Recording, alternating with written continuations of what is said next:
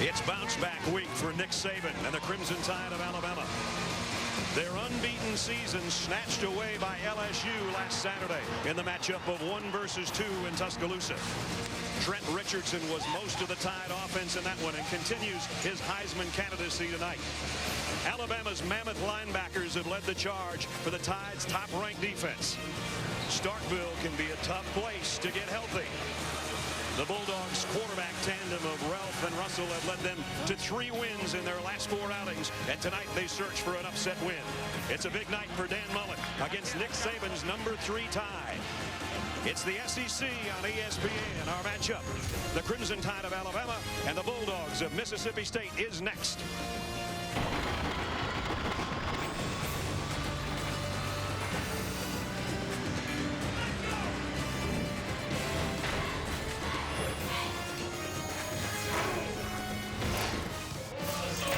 Welcome to ESPN College Football Prime Time, presented by Hampton Hotels. It brings us to Starkville, Mississippi, and Davis-Wade Stadium, where tonight, number 3 Alabama on the road in a tough place to play against the Bulldogs of Mississippi State. And as you take a look at the BCS standings, it's loaded with SEC teams, including 2 of the top 3. Of course, LSU still on top.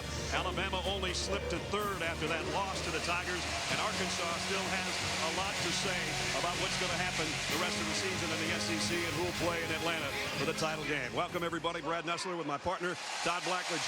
And Ledge, after that very physical pounding game they played against LSU last week, and an emotional one too. I think the whole country is trying to see what Alabama will do and if they can bounce back tonight. Yeah, how will they respond? I think those BCS rankings that we just showed the audience should have given them a little extra motivation, because they're still right where they need to be. I think their formula, there's no different tonight. You keep playing great defense. They're the best in the country in all 4 major categories, and you feed the ball early to the best player on the field, running back Trent Richardson. The more Mississippi State has to commit extra bodies to the line to stop him, that'll open up the play-action passing game for some big plays down the field. It's been kind of an up-and-down season for the Bulldogs of Mississippi State as Alabama takes the field here on the road. Dan Mullen in his 3rd season as head coach. They've had some close losses that they feel they could have won. They had only 1 conference win in 5 outings, but this would be a gigantic feather in their caps, or their helmets as it were, if they could pull off a stunner here at home tonight. And here come the Bulldogs.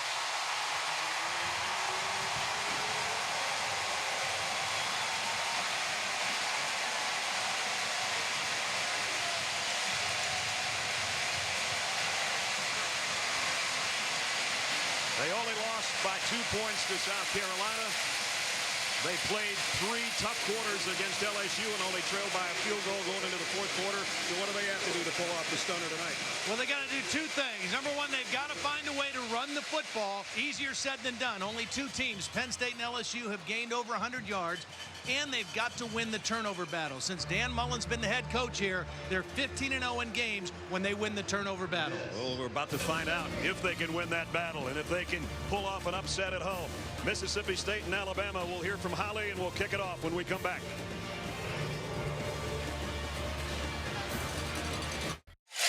ESPN College Football Primetime. Brought to you by E-Trade. Investing Unleashed. Expedia. The best travel tools are all in one place. Where you book matters. Expedia. And Jared, the Gallery of Jewelry, with 5 times the selection of ordinary jewelry stores. The dog walk a couple hours ago here in Starkville. Great night for football. 60 degrees and a little breeze. And number 3 member of our team on the field is Holly Rowe. Holly. Well, when you're talking about how will Alabama respond after that game last week, guys, people we talked to said it was very physical. One player said it was like 18-wheelers crashing into each other over and over again. As a result, there's some injuries to be concerned about. Marquise Mays, their fantastic kick returner and wide receiver, had a twisted foot, but guys, watching him in warm-ups, he looked sharp. He could cut and do everything he needed to do. Drake Kirkpatrick, the starting corner, got a concussion, but he practiced all week, and he was in with the ones on defense all through warm-ups.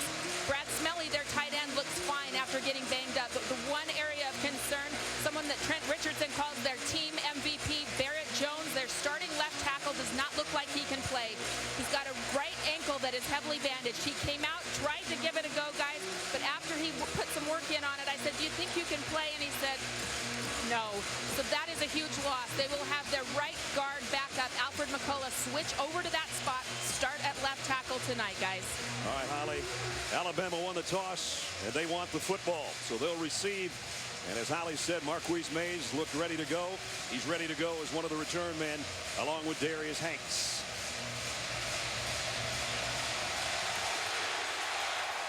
Pasquale's kickoff is going to go in the corner of the end zone. And Alabama will start from the 20-yard line. Let's take a look at our Chick-fil-A impact players for tonight. Trent Richardson, we talked about him, over 1,000 yards rushing and 17 touchdowns already on the season. Dante Hightower, one of those two mammoth linebackers I talked about in the open. And he and Upshaw are a load on that side of the ball, as well as Mark Barron, two-time captain, right now with a couple of interceptions. And he will hit you in that secondary. Quarterback, A.J. McCarron, the sophomore from Mobile, Alabama. Perfect in road starts. The only blemish, a loss at home last week. And he's going to throw on first down. And on the first snap, got it out to Hanks, but he got put down immediately by Broomfield after a pickup of only a couple. Jim McElwain, the offensive coordinator for Alabama, and watching these guys on tape, they like to throw on first down. They like play action pass. It's good for pass protection. It also is a safer down for a young quarterback to throw. So look for them to throw on early downs off of play action, but Trent Richardson is still the key. And Todd, right after that catch, Darius Hanks limped off the field. There goes another playmaker, maybe. Second down and 8. And here's Richardson, and he's stopped for a loss by the swarming Bulldog defense. And that's the way you have to tackle this guy. He still didn't go on the ground. I mean, he is a very difficult guy to get down to the ground, but you've got to get a lot of bodies at him and stop him before he gets past the line of scrimmage. Fletcher Cox was the first guy to meet him, and he's the mainstay on that defensive front. There he is, number 94, the 300-pounder who's had a sensational season. So immediately Alabama finds itself in 3rd and long.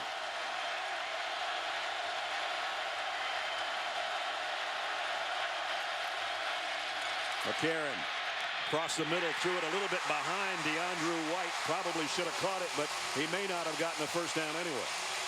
Good defensive possession to start this game for the Bulldogs. They showed pressure on that 3rd down, then backed out and only rushed 3 and forced the underneath throw. So Alabama 3 and out. Cody Mandel will have to punt, and back deep, Jonathan Banks, one of 2 guys we may see in punt return formation tonight. He's a dangerous one. Also starting defensive back, but he has a punt return for a touchdown this year. Snaps a little bit high, and the punt is high and relatively short. Fair catch. And now it's going to take an Alabama bounce, and that's going to help them about 12 to 13 extra yards on the hop. 13-21, first quarter, no score. Mississippi State on offense as we take a look at their impact players presented by Chick-fil-A. Vic Ballard leads the way. 7 touchdowns, almost 6 yards a carry. They'll need a lot of him tonight. Fletcher Cox, just talked about him on the last series, had a big tackle. He leads them in sacks as well. And on the back end, Jonathan Banks, who just got out of the way of that punt. But as I mentioned, 5 interceptions. That's tied for 4th in the country. Here's Chris Ralph. He'll get the start. We'll see both quarterbacks for the Bulldogs tonight. Ballard bulldozes his way for maybe 3. And Josh Chapman on the defensive line made the stop. Chris Ralph, the better runner of the 2 quarterbacks. Tyler Russell, the better thrower. That doesn't mean he can't run and Ralph can't throw, but that's just what their strength is. And the play calling package changes and shifts a little bit that way based on who's in the game. Here's a pistol set for Ralph. He's going to get hit before he can get rid of it. And it was Courtney Upshaw, one of those linebackers we talked about, a loss of 7 on the sack. Upshaw moves around a lot. He puts his hand on the ground quite a bit. They even used a back to try to chip on him, but it didn't slow him down. Addison Lawrence, the right tackle, couldn't handle him. And Courtney Upshaw quickly into the backfield. 6.5 sacks on the season now with that one. And he leads the club in that category. And it puts Mississippi State in a tough spot on their first third down. It's going to get worse if the flag comes out. I think 77. James Carman might have jumped. Hubert Owens is our referee. Before the snap, false start. Offense, number 77. 5-yard penalty from the previous spot. Third down. Well, it's hard enough to go forwards against this defense. Yeah. You don't want to help them by going backwards. I mean, coming into the game, Alabama, the top-ranked defensive football team in the country in all 4 major categories. I mean, that is unbelievable. Kirby Smart, the defensive coordinator. 3rd and 19 for Mississippi State. They're going to play it safe here and just worry about field position later.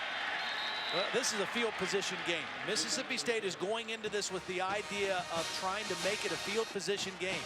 So you punt the football here and hope you can pin Alabama deep and play defense like you did on that first possession. This is a 60-minute game, and you've got to play smart and take care of the football. You hope it's a 60-minute game. Exactly. If you're Mississippi State. They want to get to the 4th quarter first and then worry about the last 15. Swedenberg will punt, and that's Marquise Mays, who's got a touchdown on a punt return as well this year, an 83-yarder. And he has to get a fair catch called for and run up on it to make the diving catch near the 20-yard line. So both teams 3 and out. We'll see how Alabama does with their second offensive set when we come back.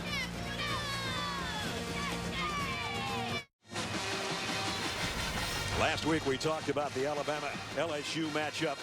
Not a lot of points, just a lot of physicality. Both turned it over twice when they're not used to doing that. The 4th SEC home loss ever under Nick Saban. And so Alabama trying to rebound here on the road tonight. And really, I mean, Alabama moved the ball very well in that game, better than LSU did, but they had negative plays every time it seemed like they got into LSU territory. A lot of that credit goes to the Tiger defense, but Alabama moved the football. And they had negative plays in overtime, and that really killed him. Here's Trent Richardson. And Trent, he's going to fight his way for 5 or so. Charles Mitchell was holding on for dear life. And Trent was most of the offense for Alabama in that aforementioned LSU matchup. 196 total yards, and the rest of the team had 129. Now, when anybody looks at the rushing numbers and says, well, he doesn't, you know, he's not in that Heisman hunt again. Wow. I'll tell you what, he had a great game against a great defensive football team. He somehow managed almost 5 yards out of that last carry, and it looked like he was going to be stopped for 1. A lot of his yards come after contact. Here's some contact, and he's going nowhere.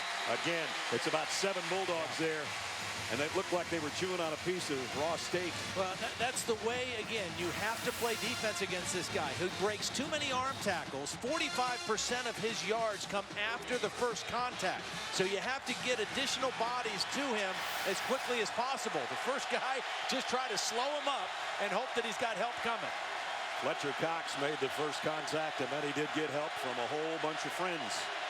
And it's 3rd down, Alabama again. Here comes a blitz around the corner. Richardson's not even going to get back to the line of scrimmage. Charles Mitchell came around the back door. Josh Boyd on the inside helped the cause. And it's a 2nd straight 3 and out for the Tide. Well, they got penetration, but there was also a little bobble on the handoff. It disrupted the timing. You saw Richardson have to stop and wait for the ball, and he never got his momentum going, and they stopped him again. So Mandel, probably the first time all year he's punted this often and this early. His 2nd kick coming up on a 4th and 6. And again, the field position edge right now in Mississippi State's favor. Jonathan Banks again has to get out of the way and just bail out. This one won't roll quite as far as the first one did. And as Todd said, field position on the plus side, things looking up for Mississippi State. They'll be on offense for the 2nd time in a minute.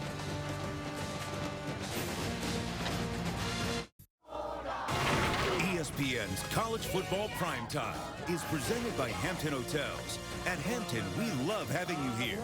And in part by Lexus. It's time to engineer amazing. The Bulldog Bash. Dan Mullen spoke to the crowd. Jake Owen and the Vett brothers singing, and the attendance about 35,000. We got more than that here tonight. Packed house. Tyler Russell in at quarterback. So already a rotating quarterback system that we told you about.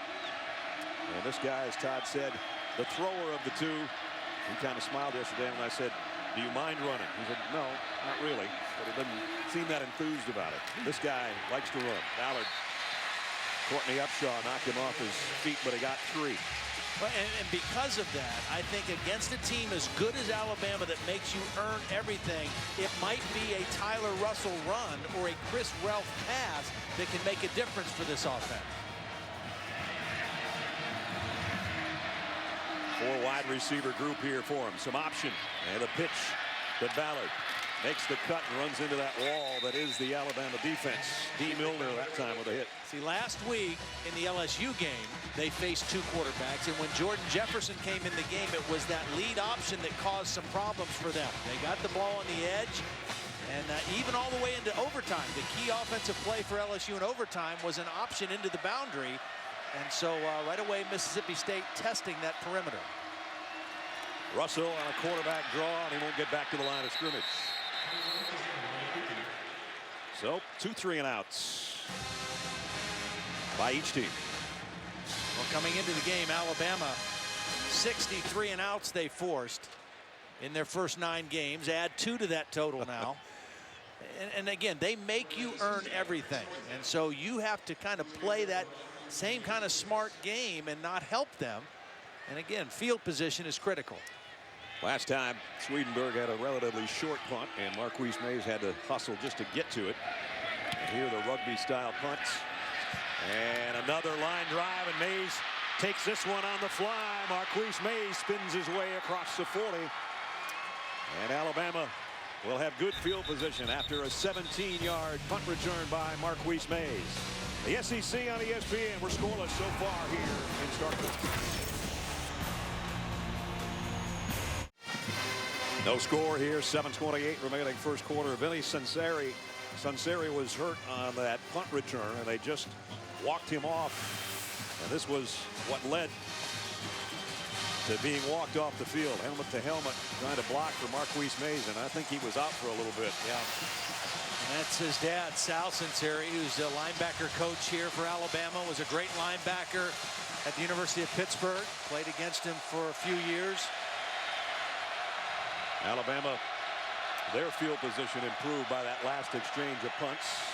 And they work from the 42-yard line. And they flip it out. White on the catch. And he picked up 8 yards as we head for the first time to Reese Davis. Reese. Brad, time for a Taco Bell studio update. The first quadruple Big 12 conference game, quadruple overtime Big 12 conference game, won by Colin Klein in Kansas State. His 5th rushing touchdown. 53-50 the final, and Texas A&M, by the way, is a double-digit leads in 4 of their 5 losses. On ESPNU, LSU's having a little hangover problem as well. Right now, Alabama trying to shake theirs, and Trent Richardson's got a first down on a 5-yard gain and into Mississippi State territory. And this is the area where I would anticipate Alabama possibly going to a play-action pass. They like deep crossing routes. Anything after faking the ball to Trent Richardson, because that draws a lot of attention, and then they go for big chunk yardage plays off of play action. The initial first down of the game for Alabama at the Mississippi State 45.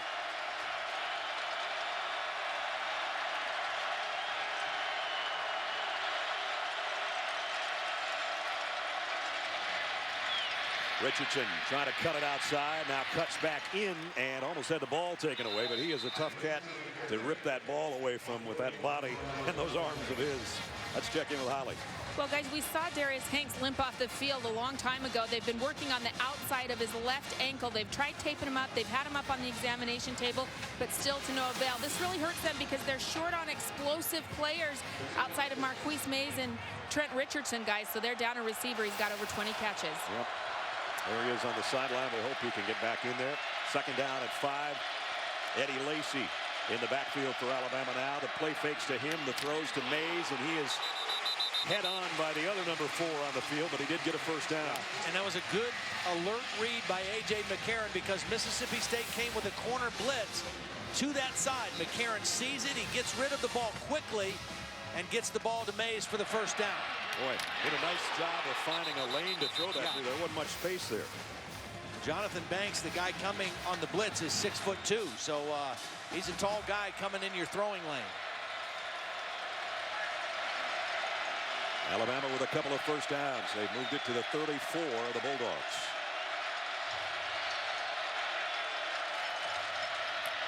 Lacy, little delayed draw play, and it was so delayed that he didn't get much out of that at all. Maybe a couple of yards. Monday Night Football should be a good one. Green Bay Packers, Aaron Rodgers, who's playing out of his mind.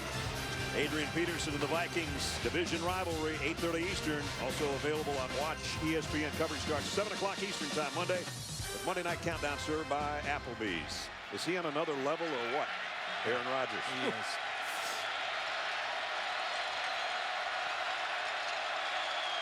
Second down and 8. McCarron in the shotgun. Looking left all the way. Overshot Mays too high on the slant. And it brings up third down and long. You want to go back to something Holly reported on, the absence of Barrett Jones and why his absence is critical. Not only is he the starting left tackle, he was the starting right guard last year, and he can play all of the positions. So they really can ill afford another injury because their depth is really they've got some depth problems right now, and he was the most versatile of the guys that they had that they could plug into different spots. There's McCullough, the guy that's taken his spot. Alabama in a little bit of a spot. Third down and 8. Crowd is really letting the Tide have it right now. McCarron, near side throw is broken up by Jonathan Banks. Jonathan Banks is really an excellent football player. I mean, Chris Wilson, their defensive coordinator, thinks that he's an all-SEC caliber type player. And he showed it right there. Great break on the ball. Holding. Offense number 76. That penalty is refused. Fourth down. So fourth down. Well, you wonder how much confidence Nick Saban has right now in going for a field goal. Yeah. That was a big part of the problem a week ago. A missed 44-yarder last week against LSU. 50-yarder, no good. Switch kickers. Jeremy Shelley, 49, blocked. Cade Foster from long range didn't even have a chance in overtime. Well, you said the 49-yarder was blocked a week ago. This is a 49-yard attempt. Cade Foster to try to get maybe his confidence back and give his team the lead here in the first quarter. So much for the confidence coming back.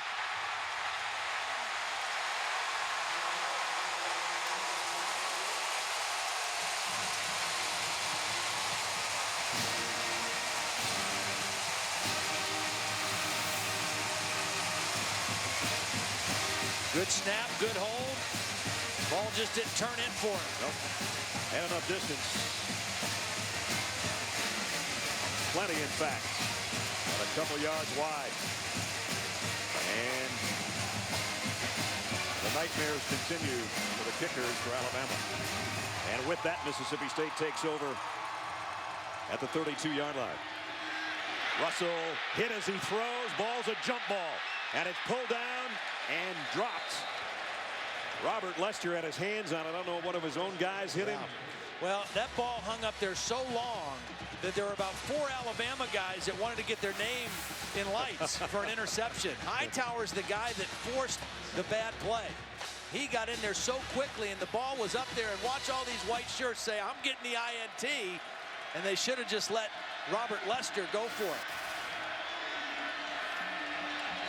Can't hold the ball. I mean, both these quarterbacks holding it too long against this defense. This time Russell rips it out near the 40-yard line, complete to Clark, leading receiver on the team.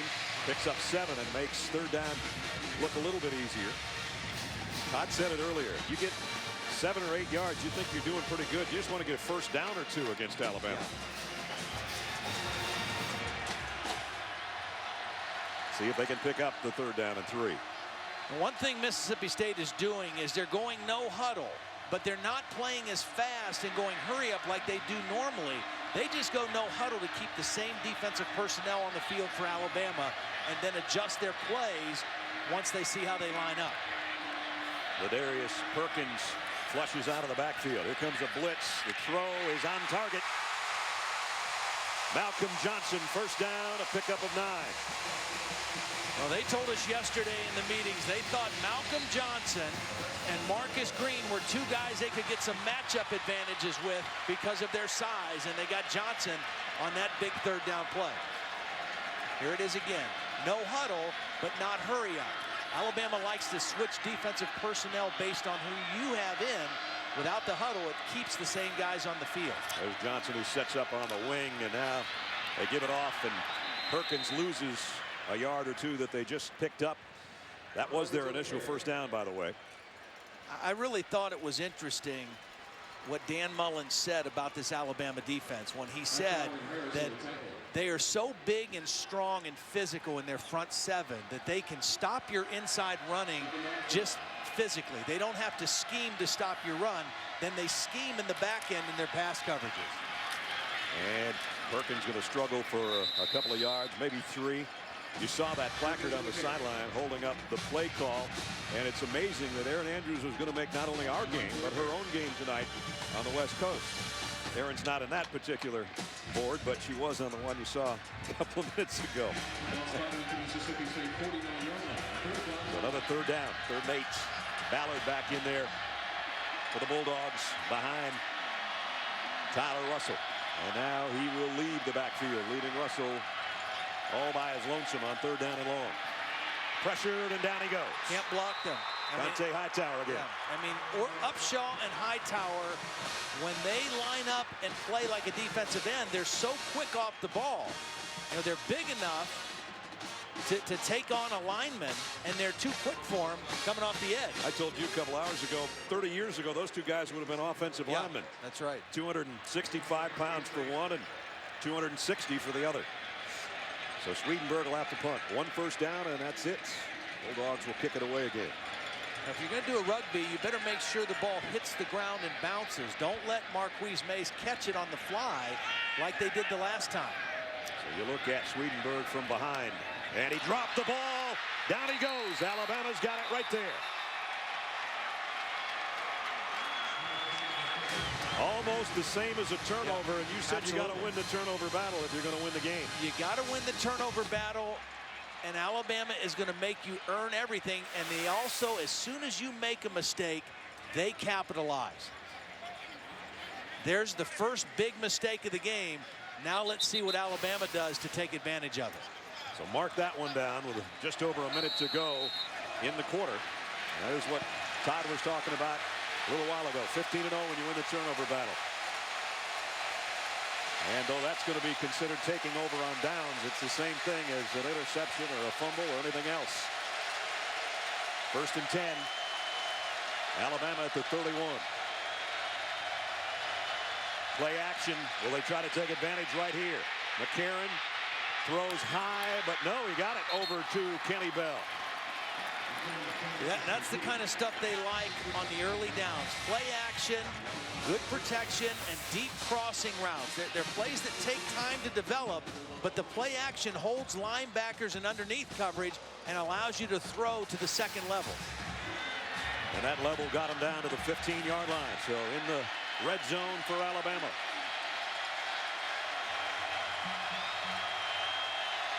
Bulldogs thinking about a blitz.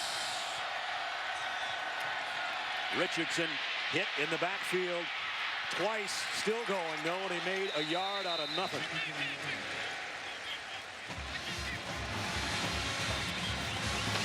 That might be the last play of the quarter. Alabama on the march at the Bulldog 14-yard line. In what appears to be a scoreless first quarter, unless they do take a snap here in the next 2 seconds. I don't think that's going to happen, and it won't. End of the quarter.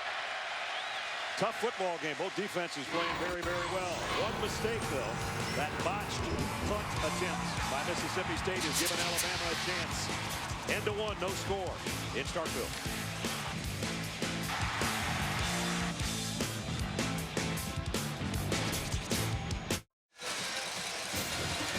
Set to start the second quarter. The SEC on ESPN. Scoreless first quarter between Alabama and Mississippi State. But Alabama on the move. They've got it at the 14-yard line in the red zone. Brought to you by Verizon. Mississippi State, one of the top teams. Alabama, one of the top teams as well, as far as opponents' touchdown percentage is concerned. I think you look to throw the football here to Trent Richardson. 5 catches a week ago, 23 on the season. Maybe a screen, something short and quick to him. 2nd and 9. They come out in the flat and dropped by Kenny Bell. Kenny was thinking about where he was going. He forgot to take the football along. Well, Holly mentioned the absence of Darius Hanks. Kenny Bell getting an opportunity. Good throw by McCarron. You're right. He just started to turn his eyes back towards the end zone and forgot the football. A lot of people that maybe don't follow Alabama might be thinking, where are the big plays from last year? Well, Julio Jones is with the Atlanta Falcons. Making them there. Yeah, making them there. Putting a couple of big ones for touchdowns last week. 3rd down and 9.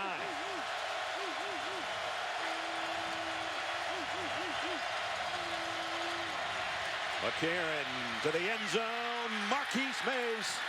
He's out of bounds. Marquise says, wait a minute. I dragged my foot. The officials don't agree. It's kind of a different looking end line back there because of the maroon and white. This was a beautiful throw. I thought his foot came down in. His left foot touched first and then the right foot dragged. So he was out of the back before he could drag the right foot. So could have been. And now it's field goal time again, which is always interesting. Shelley's 12 out of 15 on the year. He'll try this one. 31-yard field goal attempts. And he missed it to the left. Oh, boy. The woes continue in the Alabama kicking game.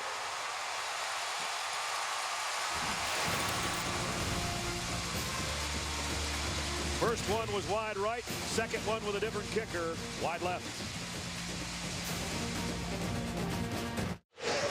Celebrating its 7th year sponsoring the Good Hands Field Goal Nets, Allstate makes contributions to participating universities. General scholarship fund for each field goal and extra point kick. To date, Allstate's contributed more than $2.5 million in scholarship monies. Neither team has hit the Allstate nets so far tonight. You got to be somewhere in between the uprights to hit the Allstate nets. Well, Mississippi State this is their 14th play, only 4 total yards so far. Chris Ralph back in at quarterback and lobs one out there, incomplete. We check in with Holly. Well, before any of the Alabama fans at home watching break their TV set or throw something, wanted to let them know that Alabama does have Scout.com #1 rated kicker in the country signed for next season, Adam Griffith. Guys, I've been told that he kicked a 90-yard kickoff, wind aided. This guy has a booming leg, so there is help coming. I know it doesn't help him yet tonight. That's a great one, Holly. Inside run by Vic Ballard, and he picked up 3 as we pick up Reese Davis. Reese. All right, Brad, time for SportsCenter Right Now, presented by Discover Card. Nebraska and Penn State today. It was a poignant scene before the game at Beaver Stadium. First game without Joe Paterno as head coach since 1965. Cornhuskers won it 17-14. Penn State still ahead of the leaders division in the Big Ten. So Penn State and Wisconsin now each control their own destiny in the Big Ten. Comes a blitz off the corner. Ralph on the option will keep it, and he's tracked down after he picks up 3. Now, there was a blitz from the opposite side, and the guy who ended up making the tackle was that blitzer. Jaquan Menzie blitz from the opposite side, and watch him chase the play all the way down, right down the line of scrimmage, and he's just tracking on Chris Ralph. And as soon as Ralph cuts in, he has no idea Menzie's behind him. He thinks he's going to get the first down. Nice play by Menzie. Instead, Swedenberg out to punt. Catch it first. Yeah, exactly. 5th total 3 and out in the game. Remember, as Todd just mentioned, Swedenberg dropped the last snap. This one's clean, and the kick spirals towards Marquise Mays, and he took a big shot, and a flag flies. Another mistake. You know, again, when you're playing a team as good as Alabama, can't do that. You can't. You have to play as close to a perfect game as you can. And Marvin Burr just clearly made a bad decision here. And this was a beautiful punt. Mays had nowhere to go but run out of bounds once he caught it. So it was a perfect kick. And now you're going to give Alabama field position again in your territory or close to it. After the play was over, personal foul, unnecessary roughness, number 41 on the kicking team. That penalty is 15 yards added to the end of the return. First down. Here it is again, as Todd said. There's nowhere to hide right there. You just can't do that. That gives Alabama great field position to work with when we come back. ESPN's College Football Primetime. Brought to you by Buick. See real stories of human achievement on the Buick Human Highlight Reel at ncaa.com/Buick. And Bud Light. It's the sure sign of a good time. Here we go. Back in 1938, Edam cheese was introduced at Mississippi State by the heads of the Dairy Science Department. They want to manufacture cheese that would draw attention to Mississippi State University like their football team. They finally decided on 3-pound cannonball Edam cheese. Something I'm sure Mr. Blackledge would like to have several pounds of to take back to Ohio. Well, I'd like a couple to be on that bus. That's exactly right. That'd be good. That would be good. First down for Alabama after the personal foul on the punt return. McCarron throws complete. And it's another first down. This one's Kevin Norwood. And there's the guilty party, Marvin Burr. They had that late hit out of bounds, and you kind of saw Marquise Mays tap him on the helmet as if to say, well, thanks a lot. And the drive to the national championship DirecTV bus. They will be busing us after the game. TJ's got that baby warmed up already, I assume. Oh, yeah. Maybe they did stock some food in there for us. I don't know. TJ keeps that bus clean all the time, too. You can eat off the floor of that bus. We prefer to eat off a plate when we get in there, but the floor will do. First down. DeAndre White in motion and now sets up on a wing as Richardson takes it. Trent Richardson, here's his best run of the night. And he just bulldozes his way for 15 yards. The reason it was his best run is because he got a full head of steam through the line of scrimmage. And when he gets his shoulders turned upfield, again, very difficult to bring down. Good blocking at the point of attack. And once he gets past the line of scrimmage with a full motor, very, very tough to stop. Here's Alabama in the red zone again, but they came up empty the last time they got here. Eddie Lacy comes in. He'll give Trent Richardson a breather at tailback. I think they'll be more aggressive in their play calling this time. After missing 2 field goals already, 6 of their last 8 attempts in the last 2 games, I think they'll go for the end zone. Spinning move by Lacy. Wow. How about that? Planted his foot and spun around to get 6 yards. That's kind of his signature thing. I mean, he has a great spin move, and it's an instinctive thing. Sometimes you see guys spin after contact. He spins before the contact happens. I mean, he just feels the contact coming and spins away from it and adds about 7 more yards to the run. He must be watching old Chuck Foreman film. Yeah. Chuck used to do that back to the Minnesota Vikings in the day. He's got it inside the 10 with that last run. Second down at 4 for the Tide. Here comes a blitz, and flags are down. Plays blown dead.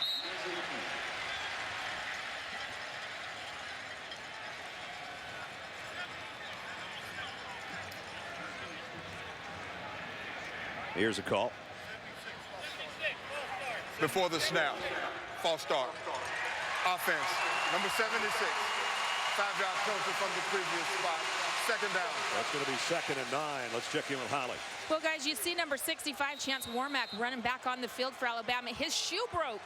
So Boswell, 67, had to come in, play that last play. Chance hurried, got it fixed, and now he's back out on the field. The old broken shoe. 2nd down and 9. Underwood, the tight end, in motion. And the run is going to go that way, and it's not going to go anywhere. Lacey, no gain. Bonner and Lawrence combine on the tackle. Mississippi State on that play guest run. They went to straight man coverage on Marquise Mays with their best corner, Jonathan Banks, and had extra men around the line of scrimmage. You put more guys in there than they can block, and then you just got to make the tackle. If the Bulldogs stop them here, we're going to find out the answer to your question. Yeah. Would they try another field goal or try for a touchdown? They're 0 for 4 in their 3rd down conversions so far. And we might even find it out on this down, because they may just go for part of this yardage with the idea of going for it in 2 downs. Blitz on 3rd and 9. The fade to the corner. We're going to have pass interference, though, on Jonathan Banks, who just shoved DeAndrew White out of bounds. And I don't think he needed to, because I think that ball was going to be out of bounds anyway. And there's the shove, and it's just blatant. And so that's going to be an automatic 1st down for Alabama. Well, another mistake. Yep. For Mississippi State. Again, you can't make those kind of mistakes. Pass interference. Defense, number 13. The ball will be placed at the spot of the foul. The penalty carries an automatic 1st down. You know, and he was even with DeAndrew White. It wasn't like he was beat. Right. I mean, he would have had a play on the football. He had inside position, and he was right on his hip, but he just shoved him out of bounds. Playing right into Alabama's offensive hands here at the 10-minute mark of the 2nd quarter, because now you figure you're going to get a serious dose of the Alabama tailback however many times it takes. And it's going to be Lacey in there and not Trent Richardson.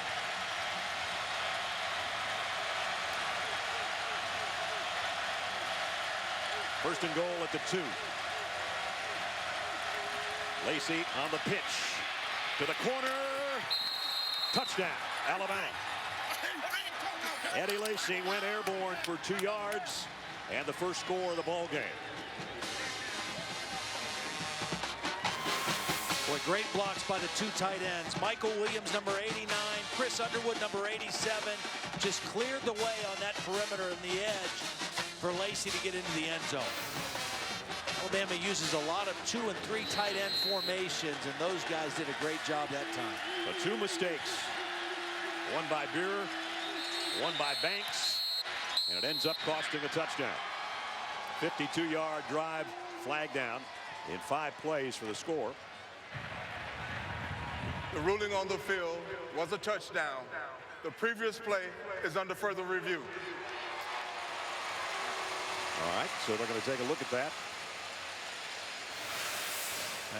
I thought don't he was think clearly there's any question. Yeah. Again, 2 great blocks by the tight ends. The dive over the corner.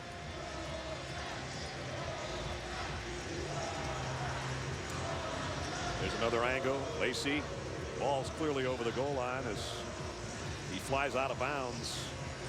And the linesman's right there on top of it. I'm not even sure why they're taking a look at this, but Rocky Good is our replay official, and he is taking a look at it.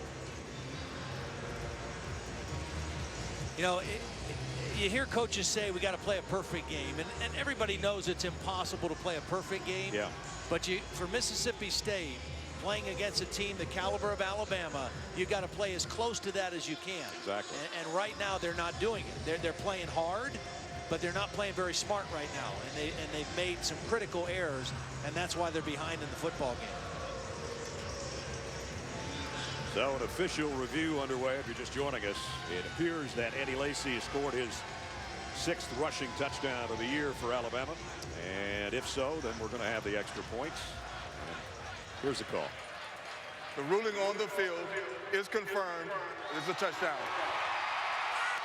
Alabama's first touchdown in their last 18 possessions, going back to the fourth quarter against Tennessee. Wow. Of course, nothing but field goals last week in Tuscaloosa with #1 LSU. And now Jeremy Shelley in for the point after. Even an extra point might help the Alabama kickers get rid of the yips. And he's got the extra point through. Just under 10 minutes remaining first half. Alabama on the board. Crimson Tide leading 7-0.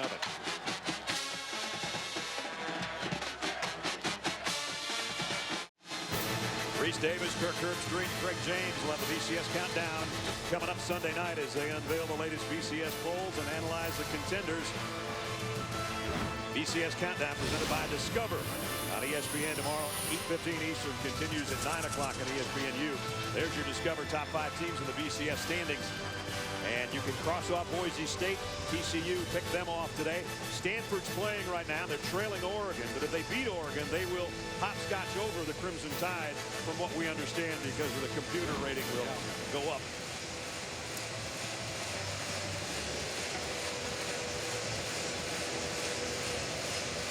So Alabama leading 7-0. Cade Foster to kick. This will be returnable from the 3-yard line by Perkins. Perkins fights his way out to the 24. And 9:52 remaining here in the half as we check in with the aforementioned Reese Davis. Reese. And Brad, you just mentioned that Oregon's on top of Stanford. Here's how it happened. It was after Andrew Luck threw a horrific interception to DeWitt Stuckey. Darren Thomas to Lavachier Tuanay for the score. You know, Oregon always does the numbers count. They look for the opportunity to go for 2 when they can. So David Paulson, the tight end, who was a quarterback in high school, throws it back for the 2.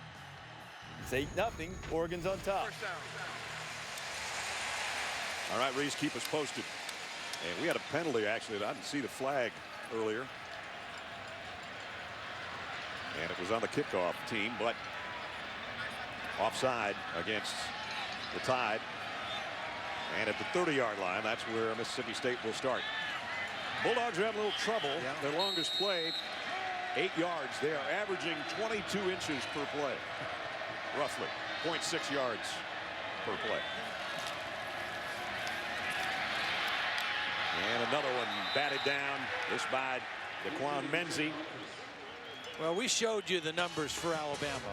They lead the nation in all 4 major defensive categories. In total defense, they only allow 3.3 yards per play through 9 games. They are just a suffocating defense, and they are big and physical in their front 7. Second down and 10 in the pistol set. It's going to be the run by Russell. And he is planted by Mark Barron, who does that to a lot of people. I'll tell you what, that's a great open field tackle by one of the best players in the country, Mark Barron. I mean, this is a nice run by Russell. Again, he's not known for the running. And if he breaks a little tackle out there, it's a first down and some momentum for Mississippi State. But Barron sizes him up, wraps him up, and puts him on the ground short of the first down. Barron, the All-American, will really hit you from that Alabama secondary. Third down and 5. And James Carman, I think, is going to be the guilty party. Now it's going to be 3rd and 10. Second time tonight for Carman. False start. Offense, number 77. 5-yard penalty from the previous spot. 3rd down. Tough night so far for the big fella from Baltimore, Maryland. 320-pound left tackle. Well, out of his peripheral vision to his left, he sees Courtney Upshaw, who's going to rush one-on-one on him. And Carman says, hey, man, I was a defensive lineman last year. This is my first year playing left tackle, and you want me to block that guy? Lighten up on me, Courtney. So 3rd and 10. Russell across the middle, incomplete. Intended for Chad Bumpus. Russell really stands flat-footed back there, doesn't he? Yeah, he does. He stands tall, and Nick Gentry got good pressure on the inside and was able to put a good hit on him as well. I mean, he stands tall. You like to see that. But he also leaves himself pretty exposed, and Gentry lifts him and puts him on the ground. 4th 3 and out now for Mississippi State, and that means Swedenberg again, a busy punter. Marquise Mays back deep. Last time it was a good punt by Swedenberg, but then a silly mistake on the late hit on Marquise Mays. This time they come after him a little bit, and Mays has to take the fair catch at the 38-yard line. Alabama with the lead, 7-0, 8:35 remaining in the half. The SEC on ESPN from Starkville continues in a moment. Todd, they're taking a look at the last snap and whether or not Swedenberg's knee was down or if the ball touched the ground before he punted it. Well, his knee was definitely on the ground. I guess the question was, did he have control while it was still on the ground? Did he lift the knee up? The bottom line is it was a low snap. It broke the timing. The punt was almost blocked, and it was almost another critical error by the Mississippi State punt team. There's Reed Gordon, the long snapper, and he's warming up.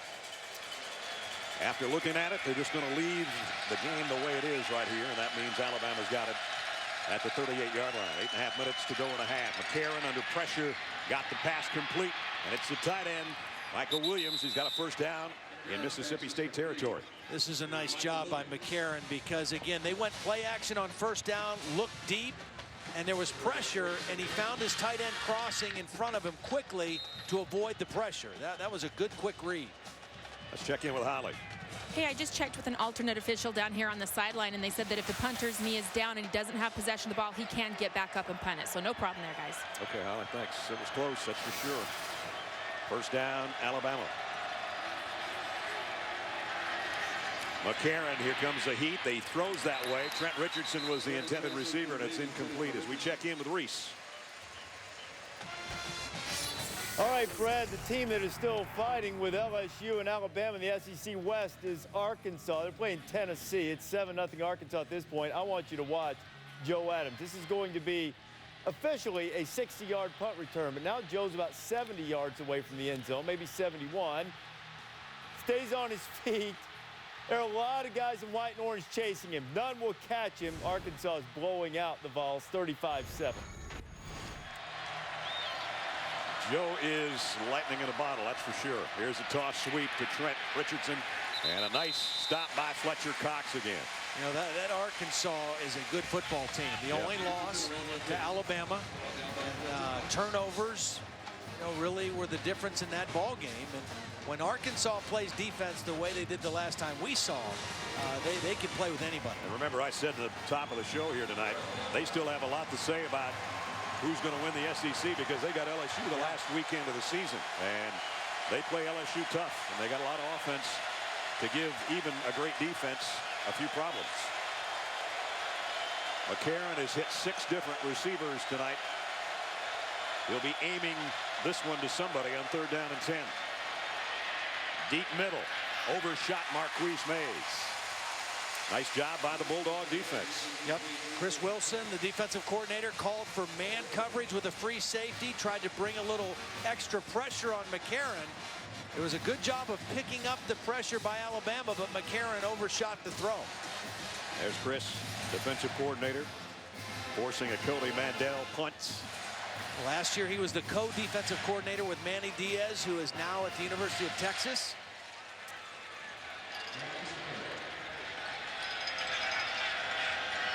Mandel has had 9 punts knocked inside the 20-yard line. I would assume that's what he would try to do here. Keep it out of Jonathan Banks' hands. And he did just that. And about the 14-yard line. 7 minutes remaining in the first half. And time for our Aflac trivia question of the night. Aha. How many times has the BCS National Championship game been a rematch of teams that played earlier that season? We're referring, of course, to number 1 against number 2 last week. How many times has it ended up being a rematch in the BCS for the title? Think it over. Maybe a trick question. You never know. Tyler Russell back in at quarterback. Throws complete this time, and looks like it's going to be a first down to Chad Bumpus. I want to go back to something. At the end of that last punt, Nick Saban was so mad at his punter, and he really gave him an earful, Cody Mandel, for not getting that ball in deeper than the 14-yard line. Now, he didn't yell at his kickers on the missed field goal. And here's the third quarterback, and it's Dylan Favre who throws a strike. And if the name rings a bell, that's right, Brett's nephew. And he threw a laser right there. And he's staying in. Look at this formation. There's guys all over the place. There's about 5 up to the top of your screen. Now some motion and maybe an offside on Upshaw. And Favre's going to sling another one and almost had it picked off. How does that happen? How do you jump off sides when there's only one offensive lineman? And he's the center. I mean, the ball has to move. Courtney Upshaw is the only defensive lineman, and there's only one offensive lineman, and he jumps off sides. It's like when you're playing football out in the backyard and you only got so many guys, you know.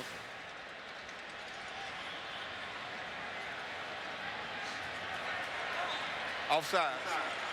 Defense. Number 41. That penalty is 5 yards from the previous spot. The result of the penalty is a first down. So they move the chains on a weird-looking play out to the 35-yard line. Tyler Russell now comes back in at quarterback. So we've had 3 Bulldog quarterbacks here in the first half.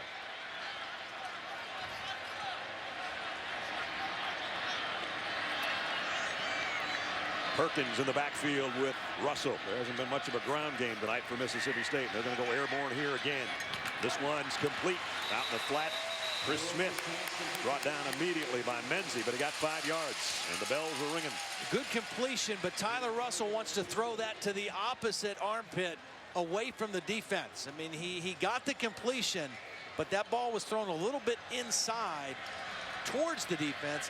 Your aiming point is the outside arm away from the defense. Under 6 minutes in the half. Mississippi State trying to get something going offensively here. Here's Perkins.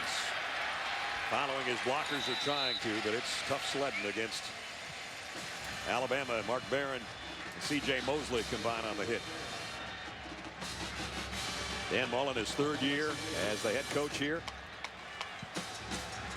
But a manageable 3rd down situation. You got run or pass option here on 3rd and short. It'll be a pass unless the quarterback has to run. Let's go at the last minute, and he got it complete to Chris Smith. First down. Well, Dre Kirkpatrick went for an interception. I mean, he's probably the best cover corner on this Alabama team, and he's going to go for an interception. Watch number 21 anticipate the throw and try to cut in front for an interception, but misses. And that enables Chris Smith to make the catch and tack on some extra yardage. This will be only the 2nd play in Alabama territory for Mississippi State.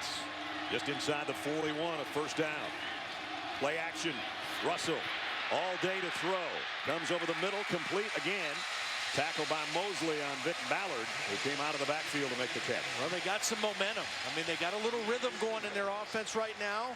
Tyler Russell in there. Dylan Favre gave him a little spark for a couple plays.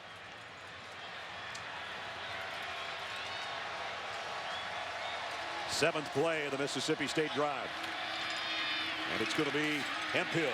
And he's got a first down. Excuse me, it's Ballard. Hemphill was in there, but Ballard got the call. And they keep moving the chains, and they keep going without a huddle. Picking up the tempo. As Todd said, they got something rolling here. Alabama still got their substitutions in on defense. Well, I think they figured out that it's not a hurry up. It's just a no huddle. And a first down at the 29 of Alabama. Russell again. Near side this time. Another nice catch by Chris Smith. Now, right now, what Russell has to be thinking is no negative plays. We're in scoring territory. We're in field goal range. And Chris Relf is going to come into the game. We haven't seen a design quarterback run with Chris Relf yet. But no negative plays. 2nd and 6 at the 25. There's the quarterback run, but it didn't run very far. Might have gotten a half-yard out of it. Fans a little upset with the quarterback switch there. They thought Tyler Russell was moving the team, which he was. They had some momentum. Russell had hit his last 5 passes, too.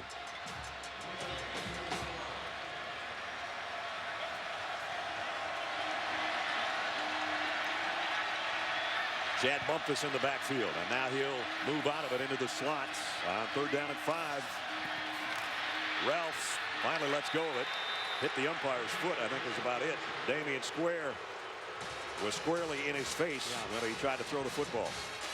And I think Ralph is hurt at the end of that throw. Well, field goal range, we'll find out in a second.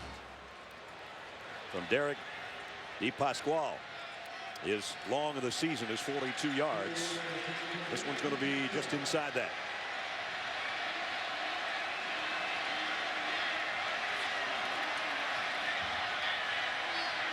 DePasquale from 41 to try to put the Bulldogs on the board. A kick on the way. No. Wide left. Kind of a line drive. And both teams' kickers having all kinds of troubles tonight. Just under 3 minutes to play. First half, Alabama by 7.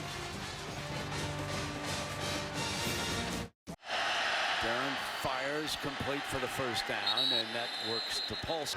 Our Aflac trivia question. A few minutes ago, how many times has the BCS National Championship game been a rematch of the teams that played earlier that season?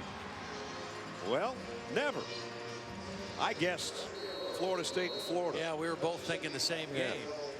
But that wasn't BCS time yet. Yeah. So that's what Nick Saban would love to have happen. Another crack at LSU. And as Les Miles said after the game last week, I'd be honored to play them again, which was a great line, I thought, from the hat.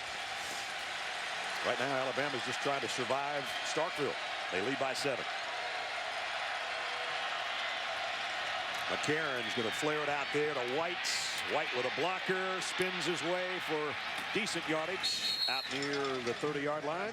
And let's check in with Reese. All right, Brad, coming up on the Wendy's halftime report, the post-Paterno era starts at Penn State. We'll show you how they fared against Nebraska and have reaction from Mark and Lou. Another unbeaten falls. We're down to 4 as Boise goes down in a thriller. And the Pac-12 showdown between Stanford and Oregon. Extra points deciding it right now. We got an interception here by Lawrence.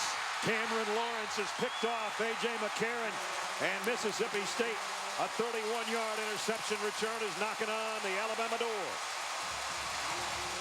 Well, Cameron Lawrence did a great job of reading the eyes of the quarterback. He's the team's leading tackler coming into the game. Watch him right here, number 10. The pass is intended for the tight end, Chris Underwood. Watch him read the eyes and cut right underneath it, and then get it towards the end zone. And McCarron saved the touchdown, but number 10 threw one to number 10. And now Mississippi State's got a golden opportunity because of an Alabama mistake. And they must capitalize here. They must capitalize with a touchdown because they may not get this close to the Alabama end zone again. 1st and goal. Play action. Throw to the corner. Broken up. Chad Bumpus had his hands on it, but couldn't hold it. Well, was that Menzie again? He has had a great first half. Yeah, he has. He has been very, very active. You know, Nick Saban also, his position expertise is secondary. And so he teaches technique with the defensive backs from an NFL perspective, and they fight to the end of the play. Alabama changing up their personnel on defense on a 2nd down and goal. Ballard's going to get hit in the backfield. He's going to lose about 3. Courtney Upshaw led the charge, and Hightower was there as well. They're not going to give it to you easy, that's for sure. They are going to make you earn everything you get. Now you almost have to throw. You had it at the 4, but now it's back at the 7. Alabama might take a timeout here, I think. Alabama. And they will. Their first time out. Minute 43 remaining in the half. A.J. McCarron doesn't make too many mistakes, but he made one a couple of minutes ago. And Todd, I think, you know, you said you said it as well as anybody could. You're not going to get many shots inside the Alabama 5-yard line. You better punch it in here or you may not have a chance in the game. And I'm sure Dan Mullen was cheering for Cameron Lawrence to get all the way into the end zone because, again, when you go against this defense, I mean, you got to be almost perfect. And the first 2 plays inside that red area, they've not been very good. So now it's a 3rd down. They've got to throw, and Tyler Russell has to be smart with the football because you got to come away with points. So you don't want to throw a pick here or do something silly, but a touchdown is certainly what you were shooting for. It's been a long time since Alabama's even allowed a touchdown. Back in mid-October. So 3rd and goal at the 7. And there's Tyler Russell, number 17, who's going to be all by himself in that Mississippi State backfield. You got to try to find a matchup that favors you. Oh, and it's getting worse. Same guy. 3 times tonight. False start on Carmen. False start. Offense. Number 77. 5 yards from the previous spot. 3rd down. Well, gave themselves more room to work, I guess. You can look at it that way. 3rd down and goal. They had it at the 4, and now it's back at the 12. 4 wideouts as Perkins, the tailback, comes down to the bottom of your screen as an extra one. Tyler Russell on 3rd and goal. Throws incomplete. Arcito Clark, I think, was the intended receiver. And now they're going to try to come away with whatever they can. Well, a blown opportunity to get 7 and tie it up. A blown opportunity, but how about this Alabama defense? I mean, let's not take anything away from them. Their quarterback throws an interception. It goes inside their 5-yard line. They come on the field for 3 plays, and they make Mississippi State go backwards. So they come in to try a field goal via 29-yard attempts. Di Pasquale is the kicker, but Dylan Favre is the holder. Gets it down, and another missed field goal. Wow. It just can't get any worse for kickers than the night we're seeing here.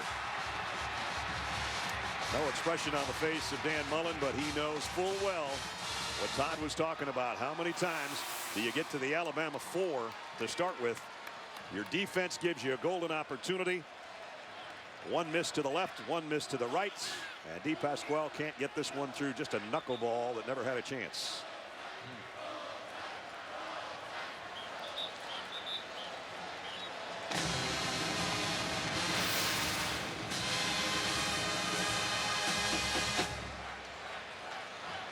So it's still 7-0, and a minute 33 for Alabama. And they'll work at the 20-yard line.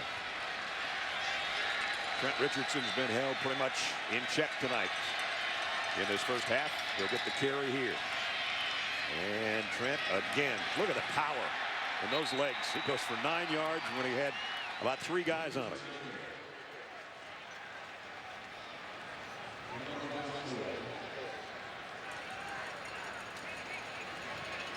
So it's going to be 2nd down at short.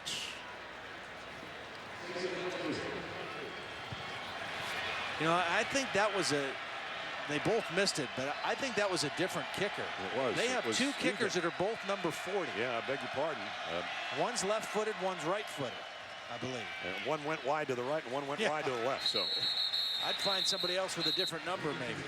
Might want to put a different number on your kickers, and you wouldn't have a play-by-play guy make a mess out of things like I just did. The only reason I knew is because one has like electric green shoes on, and he kicked the first one and missed, and the other one had just white shoes, and he kicked the second one and missed. Oh, boy. Here's Trent Richardson, and he's all wrapped up again by Fletcher Cox, who's had a all-SEC type of first half on that defensive line for Mississippi State. And Alabama's not going to do anything crazy here, it appears. No.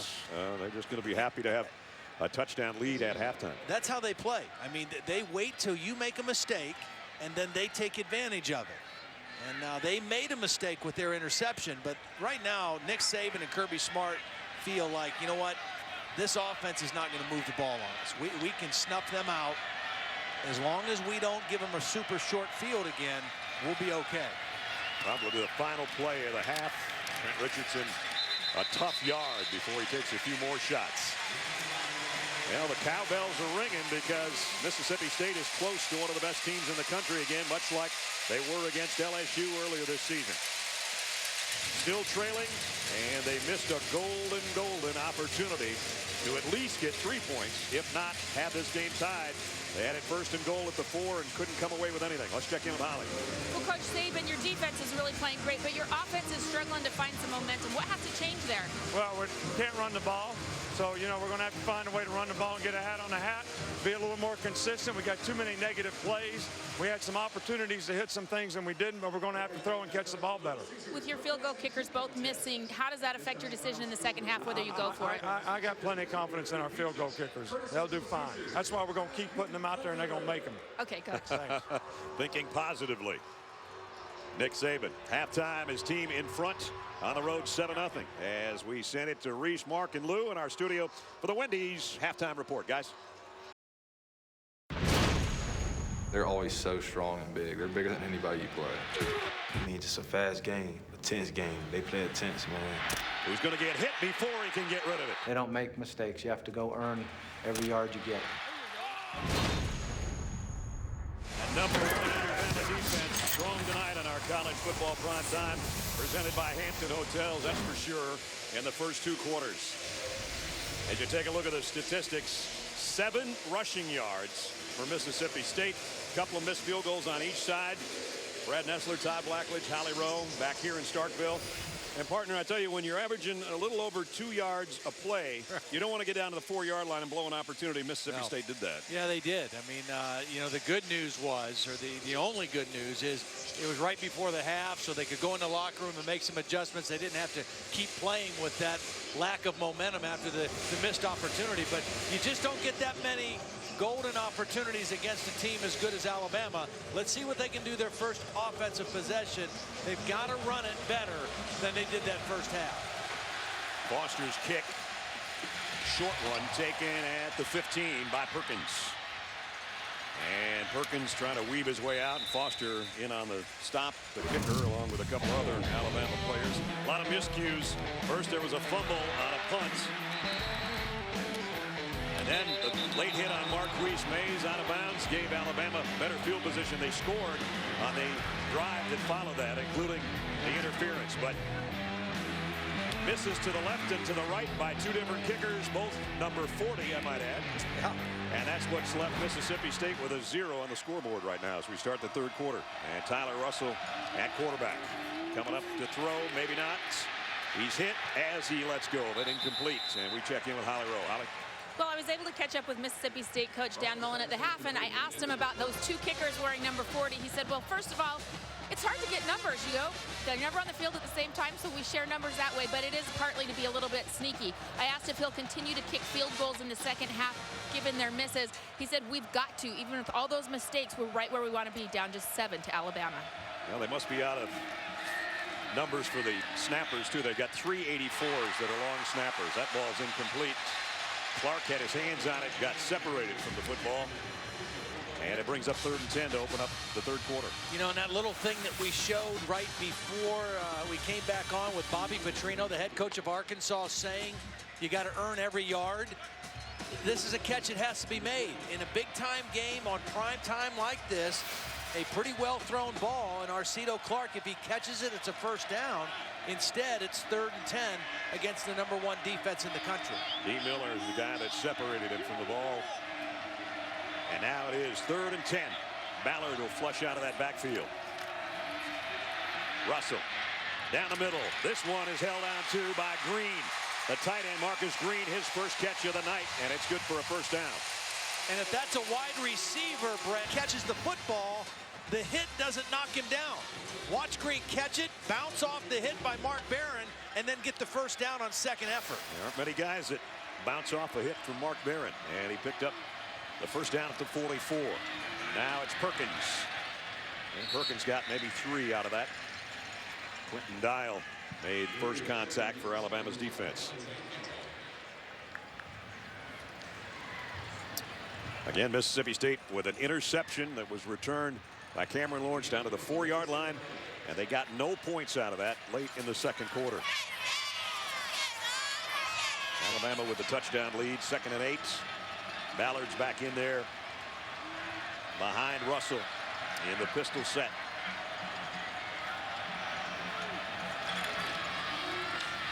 And it's going to be Russell carrying. And he got 3.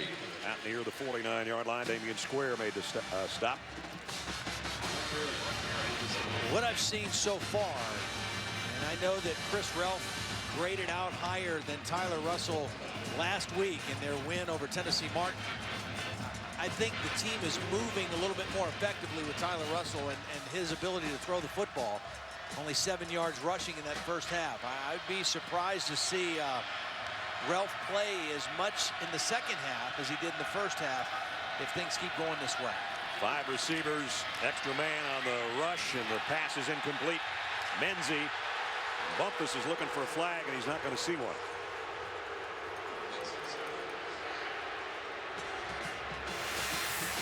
Russell did a pretty good job hanging in there under pressure. The ball's a little bit low.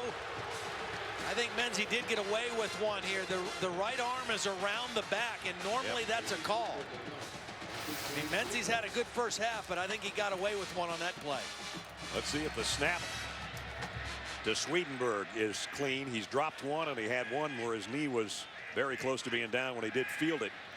This one's perfect. And the kick. Mays backpedaled and then let it go, and it gets to the end zone where Alabama will bring it out to the 20-yard line on offense. Only a couple of races remaining to the Crown Championship. Only 3 points separating Carl Edwards and Tony Stewart right now in the fight for the NASCAR Sprint Cup. Chase for the NASCAR Sprint Cup continues with the Cobalt Jewels 500 at Phoenix tomorrow. Coverage starts 2 o'clock Eastern time. Tony's making a run at it, that's for sure. He's been pretty hot the last 3 weeks, and there's how the top 5 look. 2 o'clock tomorrow on ESPN. Alabama, 1st and 10 at its own 20-yard line.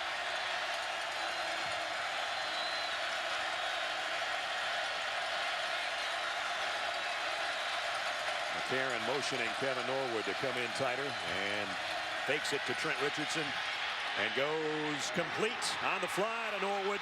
Norwood across midfield. One of the bigger pass plays of the night for Alabama. Got it 38. See, that's what they like. They like the deep crossing routes because the play action fake will pull the linebackers in and then you throw behind them. So that passing lane is over the linebackers but in front of the safeties, and that play action fake allows you to find that window to throw. Kevin Norwood playing because, remember, Darius Hanks was injured in the first quarter, and Norwood for them, that's a career-long catch. 38 yards down to the 42. McCarron this time throws it to White. On a quick slant, Corey Broomfield made the tackle. It's interesting because Nick Saban told Holly, we've got to find a way to run the football. You know, we're not running it, so they're coming out throwing, I think, with the idea of opening up the run because they want to lean on Trent Richardson in the second half, particularly in the fourth quarter, to wear down this Mississippi State defense.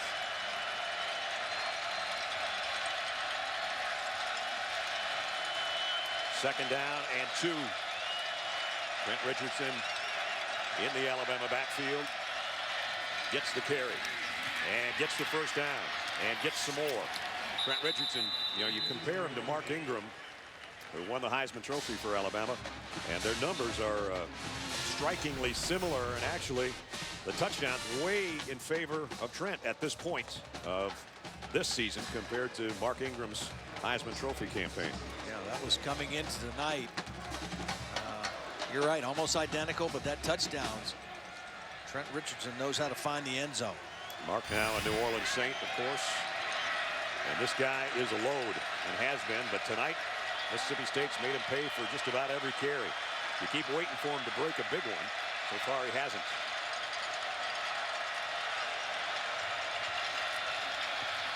McCarron is going to throw to him, and Richardson puts the brakes on, spins, and has a first down. Got 12 yards, but we got a flag down.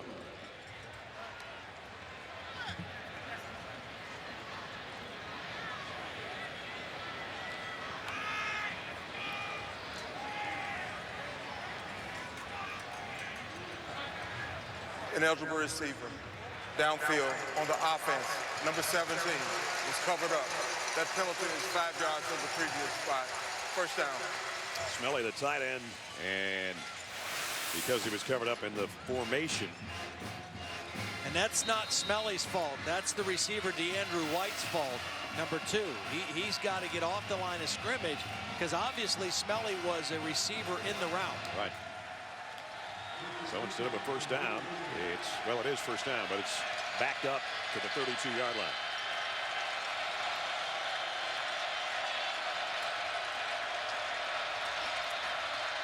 McCarron, pressure coming. It's a screen pass to Richardson, and Richardson on the run here. Whoa, what a move by Richardson. Whew. He's so strong, and yet he's got moves like that. 19 yards on the reception. Now, he's such a dangerous guy in the open field because, as you mentioned, he's got the strength and power to break arm tackles, and you would not expect him to have the quickness and the shiftiness to do that. Oh, poor Wade Bonner. Don't worry, Wade. That's happened to a lot of people. First down now, just outside the 12-yard line. Alabama threatening to add to its lead. And they want touchdowns because of their field goal woes. They don't want to have to kick it either if they don't have to. Here's Richardson again. Cuts to the outside again. A nice move. And he gets down inside the 6. I think Trent Richardson saves his best moves for when he's in the state of Mississippi. Maybe that's it. Earlier in the year, watch the move in the beginning of this run and then at the end of the run when he played up the road in Oxford. Here it comes. Watch this one. Whoop. Oh, yeah. Wow. That one was on turf. This one was on natural grass. It didn't matter. Second down and 2. Alabama to Mississippi State 5, and it's Trent Richardson again, and no moves this time as he stopped at the line of scrimmage. Wonder how many runs he's had in his career when he's still standing and they just blow the whistle. He's had about 3 tonight where they really haven't gotten him down. I think he takes particular pride in that, of not getting taken to the ground. He is a physical runner. I like what Chris Wilson described him. He said he is a very violent football player, and he is. Alabama hasn't converted a third down tonight. They've got third down and 3 here. The pitch to Richardson. They're not going to get a third down conversion on this one either. And now, though, it's basically the length of an extra point. Well, Nick Saban told Holly he's got all kind of confidence in his field goal kickers. And he's going to try it again. Kicker troubles, you say? Yeah. 6 of the last 8 they missed. I made the point how he yelled at his punter for a punt that didn't down inside the 10, and he didn't yell at the kickers because he knows he's got to keep these guys confident. And the psyche of kickers can be very, very fragile. Shelley from 24. That one's perfect. He knew it. Nick knew it. Nothing to this silly game. Yeah. 7:32, third quarter. Alabama has added to its lead. 10-0 tie.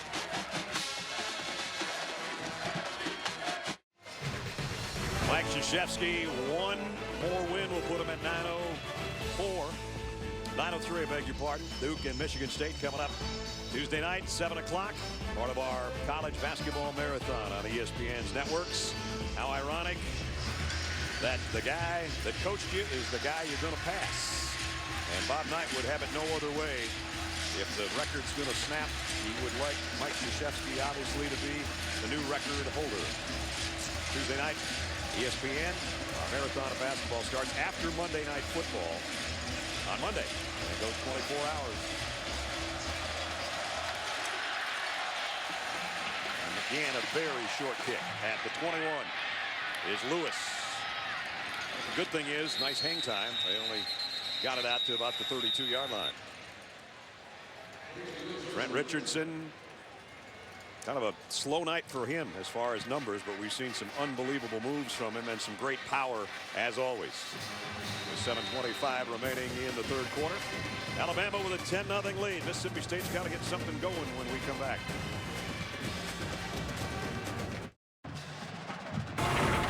ESPN's College Football Primetime. Brought to you by the U.S. Postal Service. It's all in the mail. And Dodge Journey, the search engine for the real world.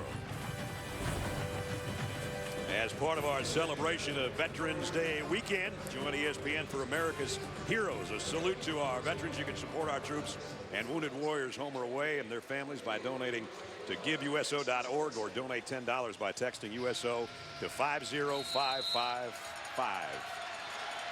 Mississippi State on offense from the 33-yard line. Still a scoreless offense for the Bulldogs tonight. Almost a face mask there. And got it.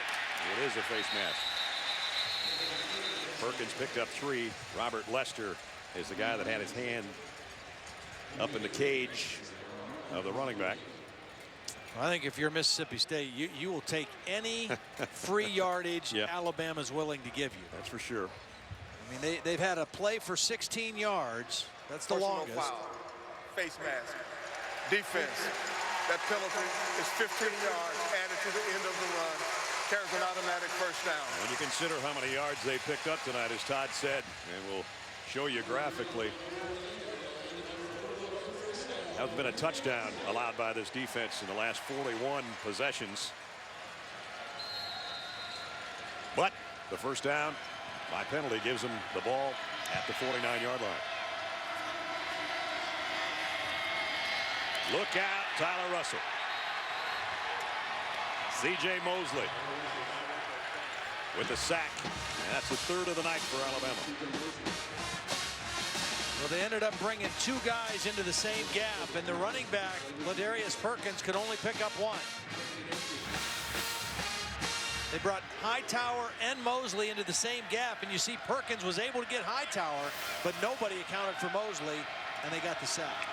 So now, instead of being in Alabama territory, it's backed up to 2nd and 18. And Russell throws incomplete, and Hightower makes the play defensively. We check in with Reese Davis. Reese.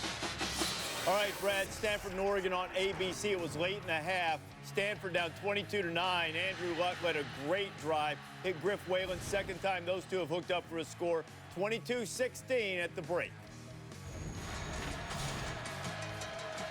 And of course, Stanford, if they can beat Oregon, might just jump over the top of Alabama, or are projected to in the BCS standings this week. If they win, Alabama leading 10-0 here. Throw as he's hit. Tyler Russell just goes aimlessly out in the middle, and Hightower all over the quarterback again.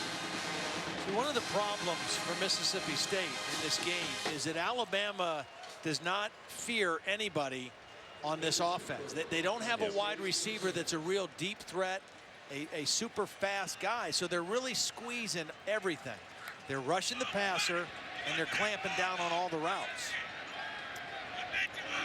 Swedenberg to punt again with the rugby-style kick. Marquise Mays has to let it go, and it's going to go all the way to the end zone again. See, that's 2 times in a row. 57-yard kick. I beg your pardon. No, just the last 2 punts, they try to pin them down, and they kick it in the end zone both times.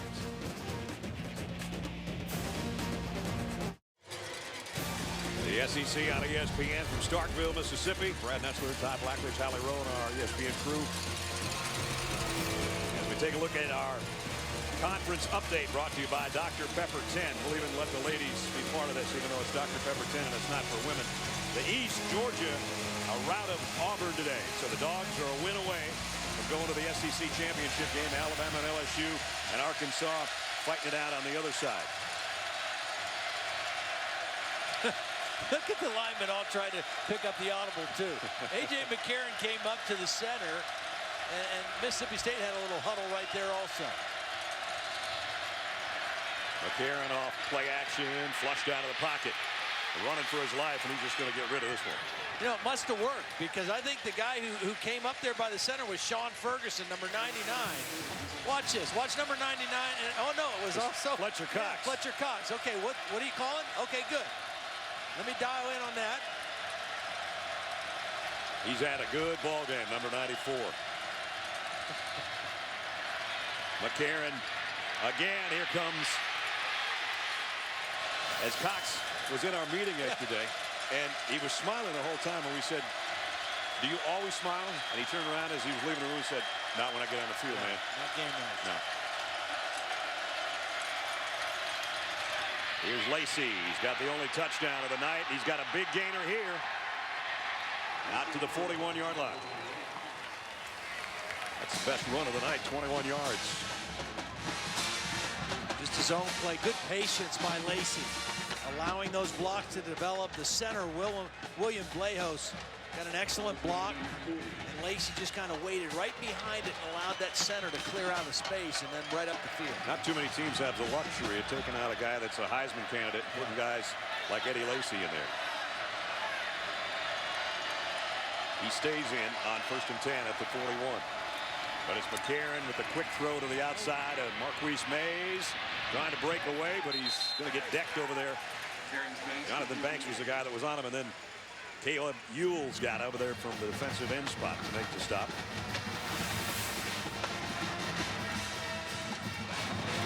Marquise went high to make the tackle, and then he really got hammered right there at the end of the play.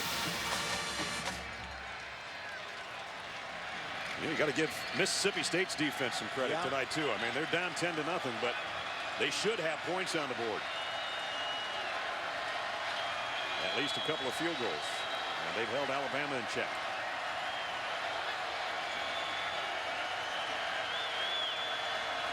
Second down at 7. Here's a stretch play to Lacey. And there's that spin move again. Yeah. You know, he spins when he feels the tackler coming to him. Kind of a hard thing for a defensive guy to anticipate. Nothing but air when you're trying to tackle him. That was Matthew Wells he got that time. Now here's a big 3rd down for the Bulldog defense, that's for sure. As we've only got 4 minutes left in the quarter.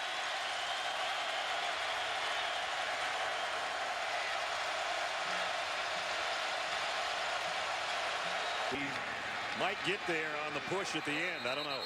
It'll be where they spot it. Looks like they might be just length of the football short. There's about 10 guys pushing in opposite directions there. Yeah, this is going to be real close.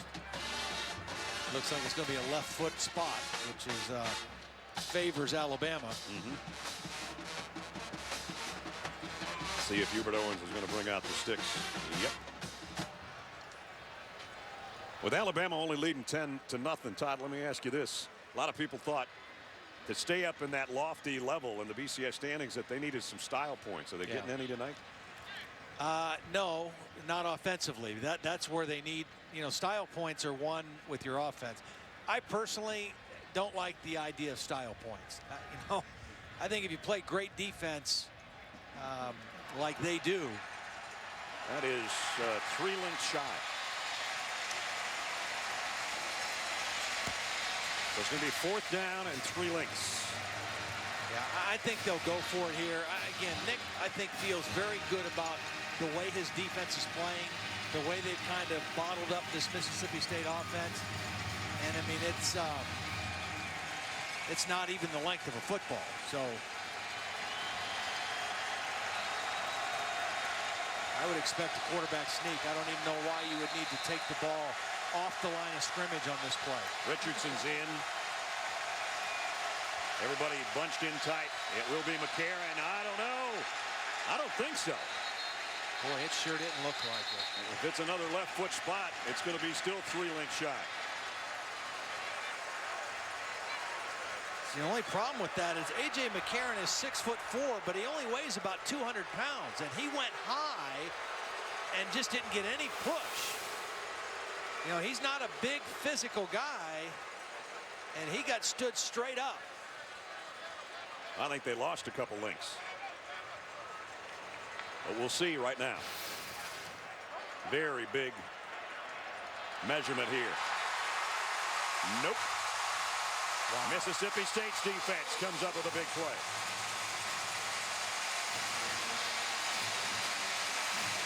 Well, again, you've got to capitalize if you're Mississippi State. Your defense has done it for you again. The first time they got an interception and returned it to inside the 5, and you didn't get anything to show for it. Now they get you a 4th down and less than 1 stop at midfield, and you got to make it count.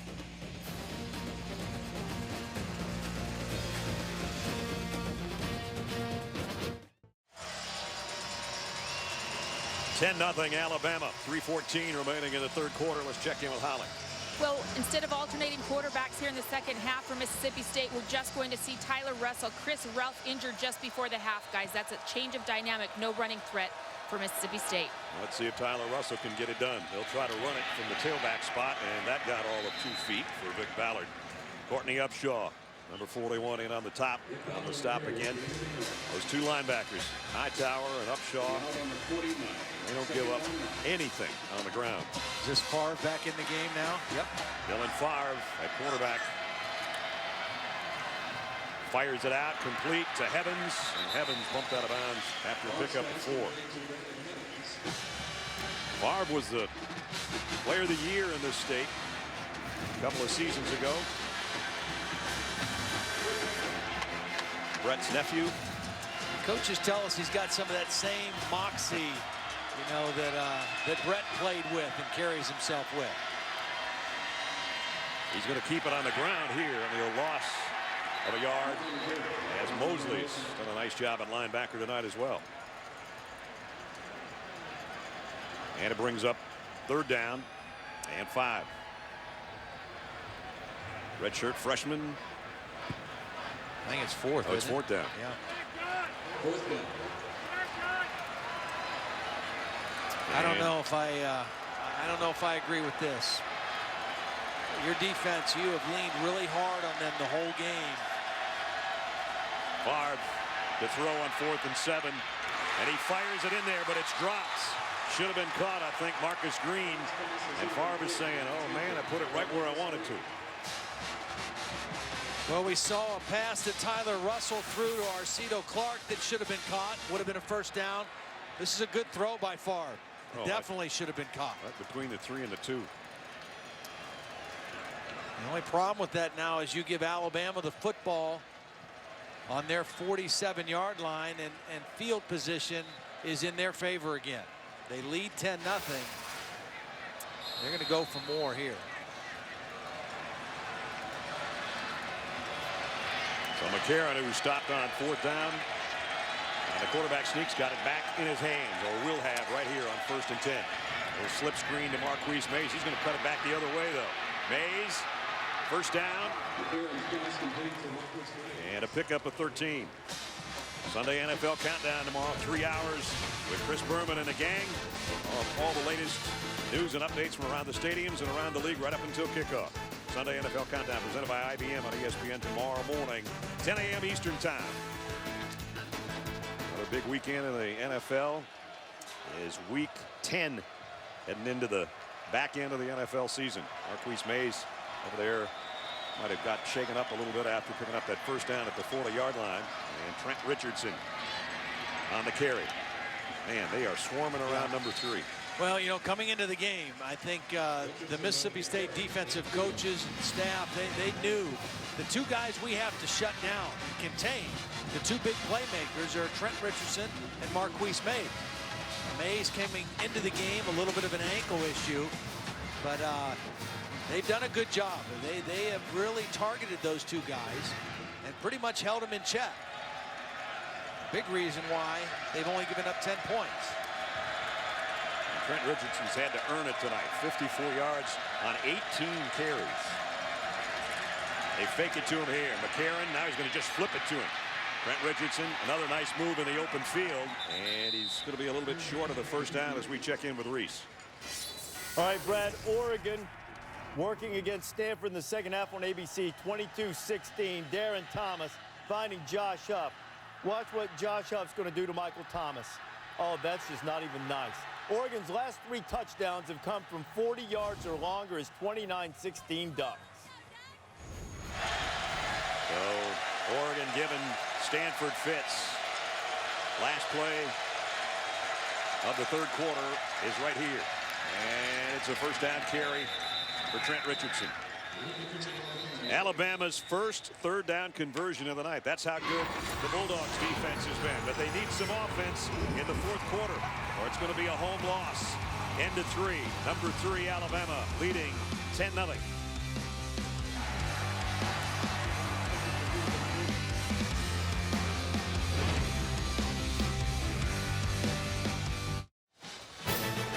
Reese Davis, Kirk Herbstreit, and Craig James will have the BCS Countdown show tomorrow night for you. They unveil the latest polls.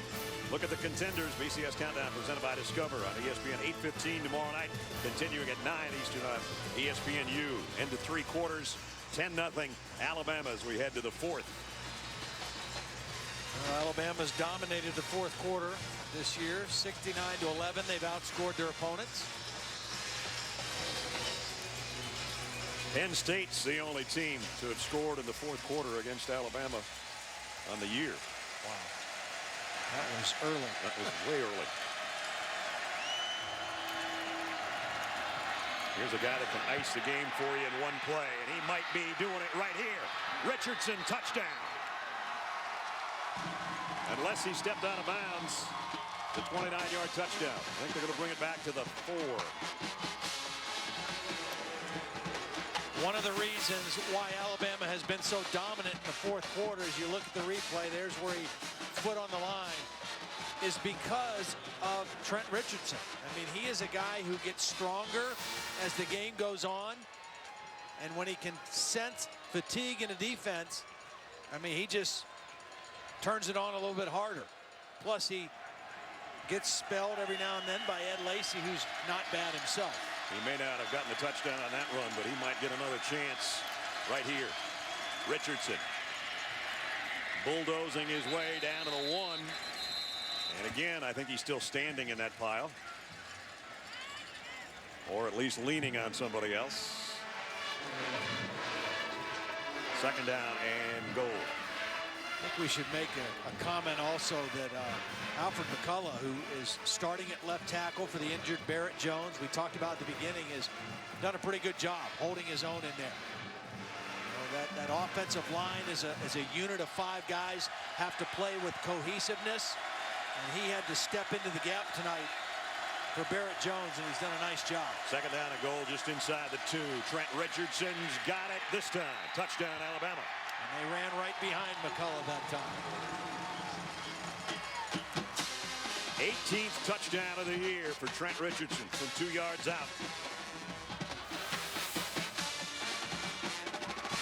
2 tight ends to that side. Watch out for McCullough, number 52, pushes man right to the goal line, and Trent Richardson runs right off of his back hip for the touchdown. So, extra point by Jeremy Shelley upcoming.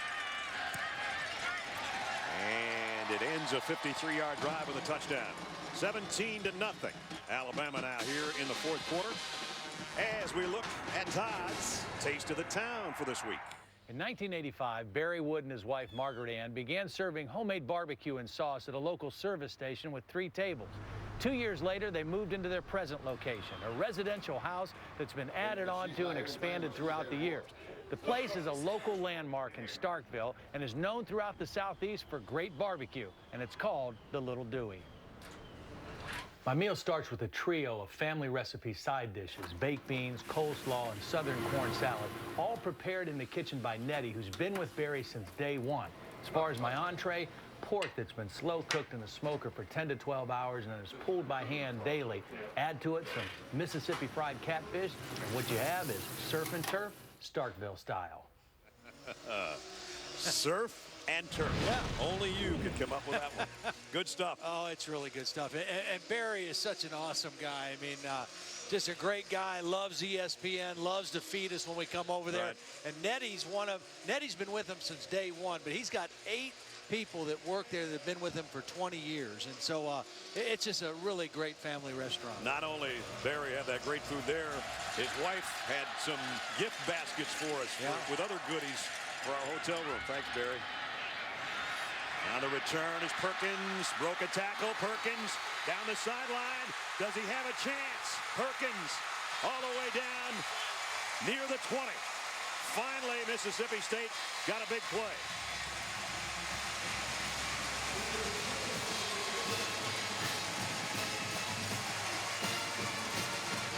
Ladarius Perkins with a big kick return. Well, you're looking for a spark anywhere you can get it. Kate Foster tries to make the tackle, and Perkins runs out of that tackle. And a rare mistake by Alabama, not by their defense, but by their special teams. Not very disciplined in that coverage. And Mississippi State with great field position. Ladarius Perkins, a 69-yard kickoff return, has given the Bulldogs some life at the 21 of Alabama. And now it's Russell. And yes, he can run when he needs to. Boy, good read. Nice read. This is a zone read play with an option pitch also. And Courtney Upshaw, who's one of the best players in college football, was totally fooled. Watch Upshaw follow the fake, and that enabled Tyler Russell to get out onto the perimeter. First and goal. They've been here before at the 4-yard line and came away empty. Ballard. Oh, man, what a hit by Barron in the open field.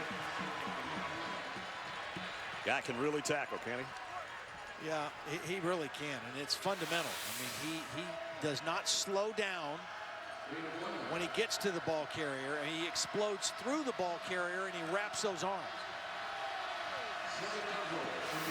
Second down and goal. Mississippi State needs points here badly. 12:25 to play in the ball game. And penalty markers down.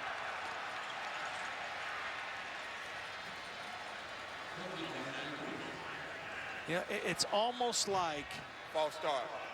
Offense, number 61. 5 yards from the previous spot. Second down. It's almost like when they get close enough to smell the end zone, they get nervous. I mean, they jump, they move, they miss kicks. It's a weird thing. I mean, I know Alabama's defense is good, but you got to overcome that. They get close enough to smell the end zone, and they plug their nose.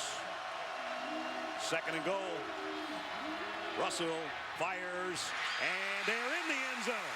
Chris Smith, touchdown.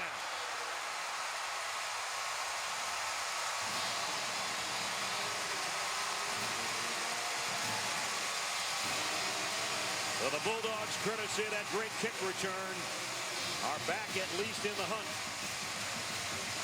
Well, that was excellent pass protection first. And then Tyler Russell stood in there and delivered a beautiful throw. Extra point coming up, and it's good.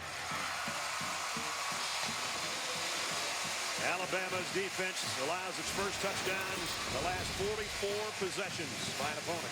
Watch the protection. Extra guys in there, and then Russell sticks it right in between a couple Alabama defenders. And finally, the Mississippi State Bulldogs go the right direction, and they get points to show for it. Tyler Russell, his 8th touchdown pass of the season, capped that short drive.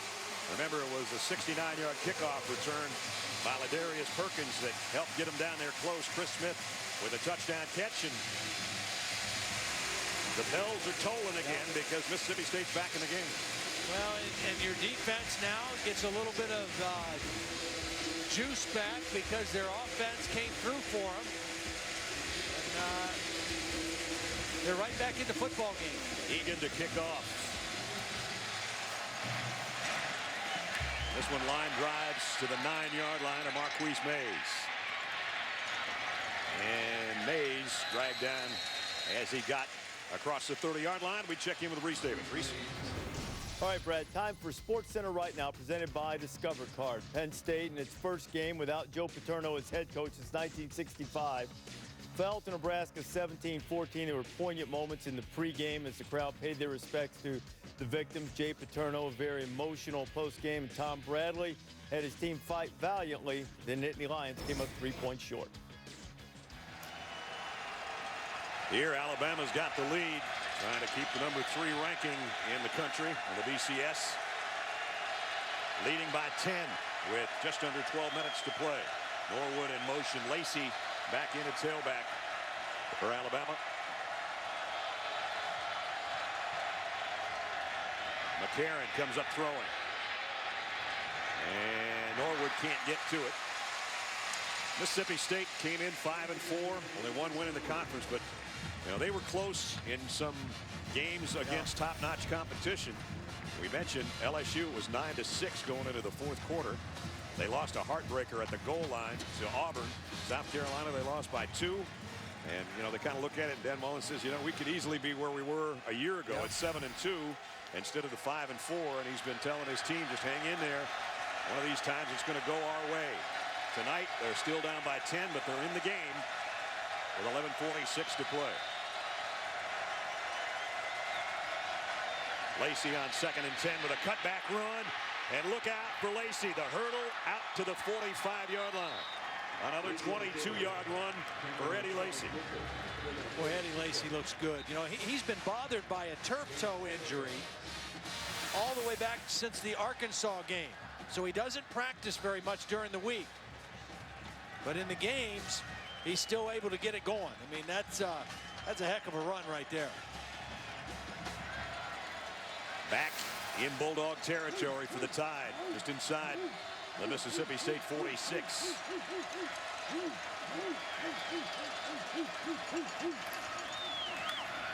Lacey again, cuts it outside. Stiff arm, lost the ball, but it goes out of bounds.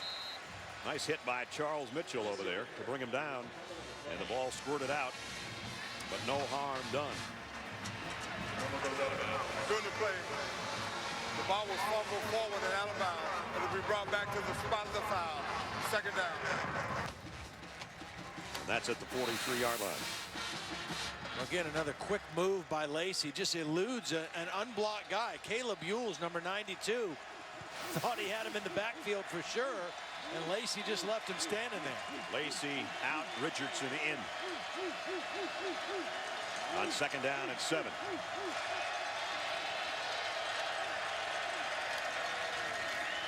Trent Richardson's going to lose yardage here. Deontay Skinner holding on to his legs, those big legs of Richardson, and dropped him for a loss. So you brought up the point a little bit earlier about style points, and I personally think style points are kind of a joke myself. I think it's hard enough to win, particularly in this league, particularly on the road, that you take a win any way you can get it. I think right now Nick Saban is thinking, hey, let's be smart, let's be a little conservative, and let's milk the clock here and get out of here with a win any way we can. 3rd down and 9. McCarron throws it out to Mays, looking for blockers, but he can't find enough. Only a 1-yard pickup. And there's, as Todd said, the conservative pass play, and it'll force a punt. And you can bet that Nick Saban has told his punter, get this thing down there and knock it out of bounds at about the 5-yard line and make him go the length of the field. Right. With a defense like this, if you make a team go 90, chances are they're going to make a mistake and you can capitalize on it. Bumpus back this time as a punt returner. Both he and Banks have had punt returns for scores this year. This kick high, and it got to the end zone, so it's coming out to the 20. And the coach probably won't be happy about that punt either, I doubt. 9:04 to play. Mississippi State's got a chance. Trailing by 10 on their home field. We'll see what they do when we come back.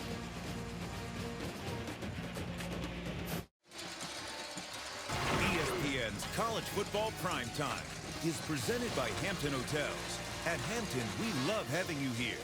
And in part by Discover Cars. It pays to switch. It pays to discover.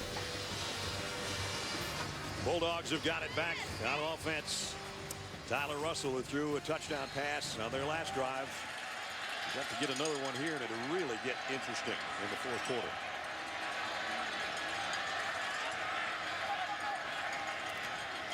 Play action.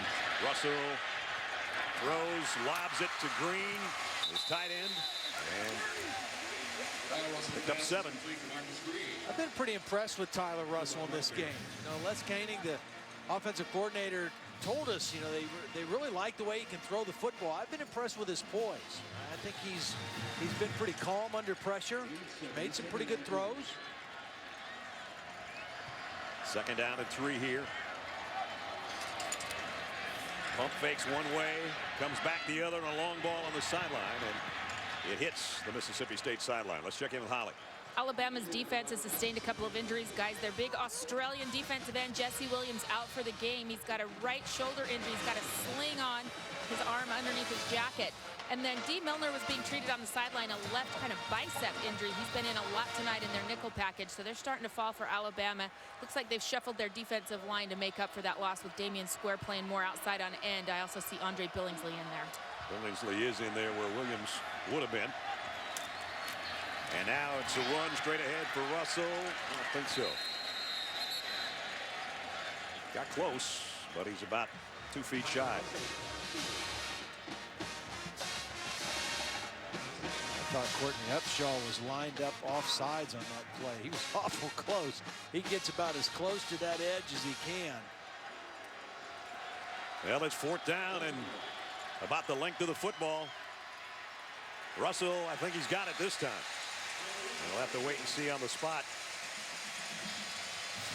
Looked good enough, though.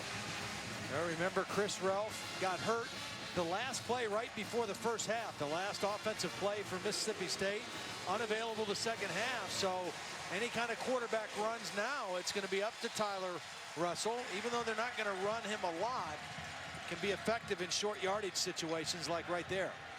Good enough to get the first down. Just outside the 30.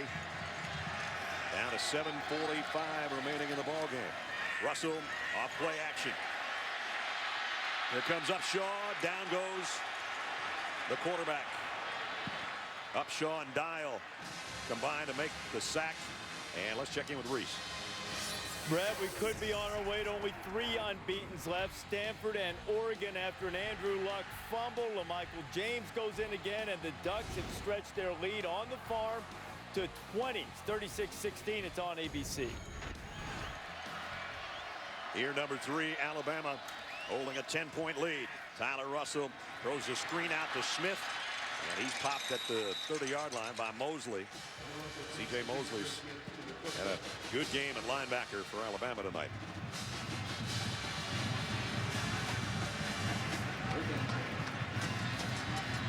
Well, if you're going to go on a 4th down and 1 in your own territory in the 4th quarter, you certainly want to pick up 10 here on 3rd down. If you don't, you'd think they'd be going again, unless it's very long yardage, because they aren't going to get too many more opportunities. Comes a pressure. Russell fires, incomplete. Russell's got to pick himself off the turf. Now it's 4th down and 10. Well, Dre Kirkpatrick, pretty good position on coverage that time on Chris Smith. Smith was the intended receiver, and Smith was a little upset. He thought Kirkpatrick got away. Well, that's why. A little hand on the face mask. Dylan Favre is in. They're not going to punt on 4th and 10. Or maybe they will. Now they're shifting all over the place. Now they do put Swedenberg back there. Timeout. Favre came out as a wide receiver. Alabama. Oh, well, that was kind of fun to watch anyway. Yeah. 6:32 to play. We'll see what they do in a minute.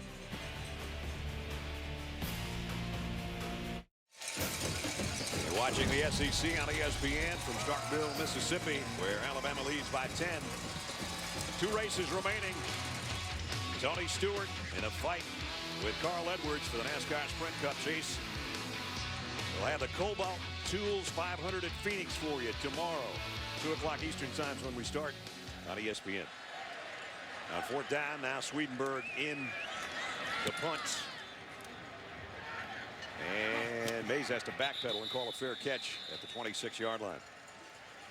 Will Mississippi State even get the ball back again? That's what we're about ready to find out. A.J. McCarron is hoping not. Alabama leading Mississippi State by 10. Mississippi State lost, I mentioned earlier, to LSU. They went into the 4th quarter within a field goal of them, but they ended up losing by 13. Now they're 10 behind Alabama, and the difference between Alabama and LSU was 3 points last week. So they're playing 2 pretty darn good teams, relatively close. Well, Dan Mullen, when we talked to him, he said, look, you know, I know Oklahoma State can score, and they're pretty good, and they got ranked ahead of Alabama, but Alabama and LSU, in his opinion, are the 2 best teams in college football. Yep. Smelly in motion now, sets up and whistles. Stop play. The flag down.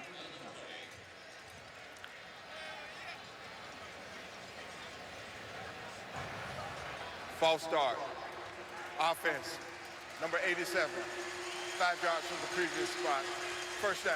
Was the other tight end, Underwood, with a false start. The BCS top 4. There's the remaining schedules. LSU won today over out of conference. Western Kentucky. Oklahoma State. 60-point win on Texas Tech. Alabama, you see what they've got left. Georgia Southern. Auburn in the SEC championship game, maybe. Stanford, you know, we might be crossing them off the BCS list too if what's happening tonight continues to happen. Trent Richardson and the Wildcat is going to take it straight ahead. And again, it takes a whole kennel of Bulldogs to bring him down.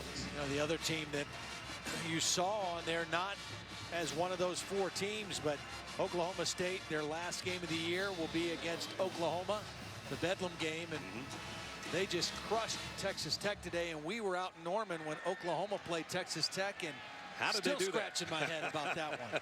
How did they do that? Yeah, still scratching my head on Bob that. Stoops is scratching his too, like you said earlier. Second down and 9, under 6 minutes.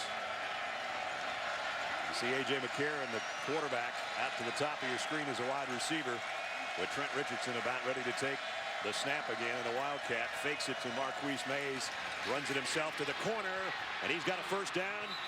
Taken out of bounds, but looking for a face mask penalty as well on Wade Bonner. Doesn't get one. He got 16 more yards, and all of a sudden, with the last couple of runs for Trent, he's over 100.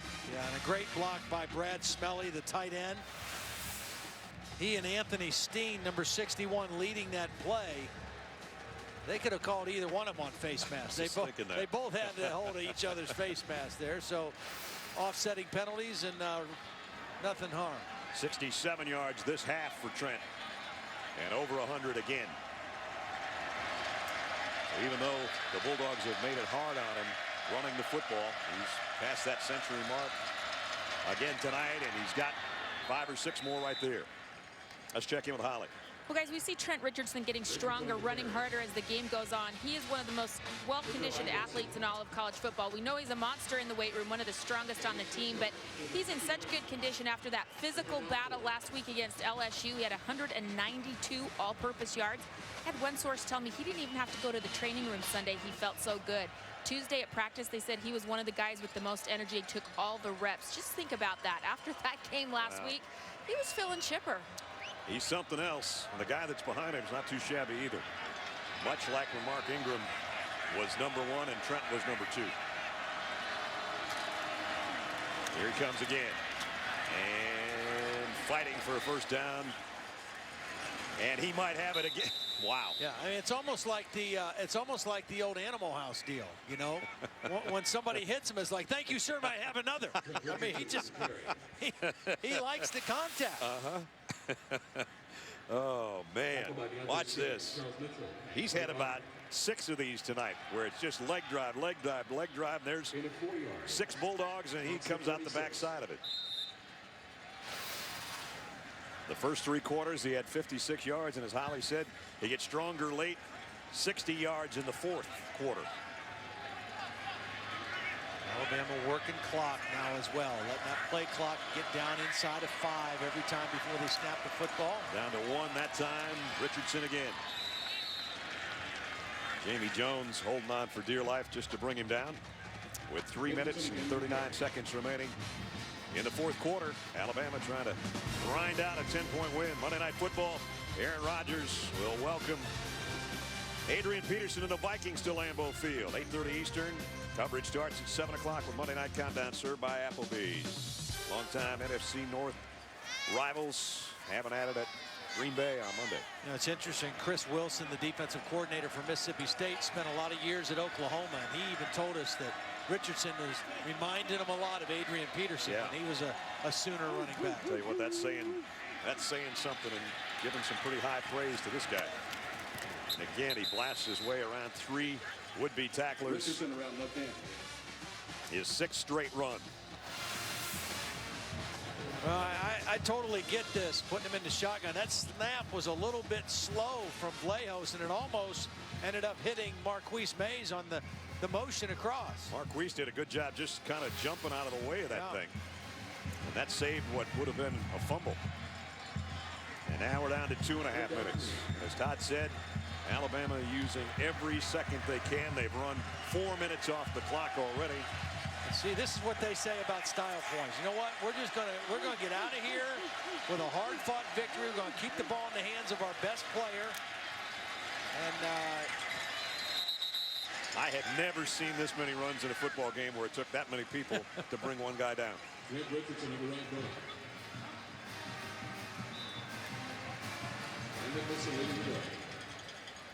Mississippi State is going to take a timeout here with 2:05 remaining. Time running out on the Bulldogs. Alabama by 10. Behind the workhorse of the night, Trent Richardson. Who do you think's going to get it? Gee, I'm going to say maybe Trent Richardson. Whew, he had to pay for it, I'll tell you that much.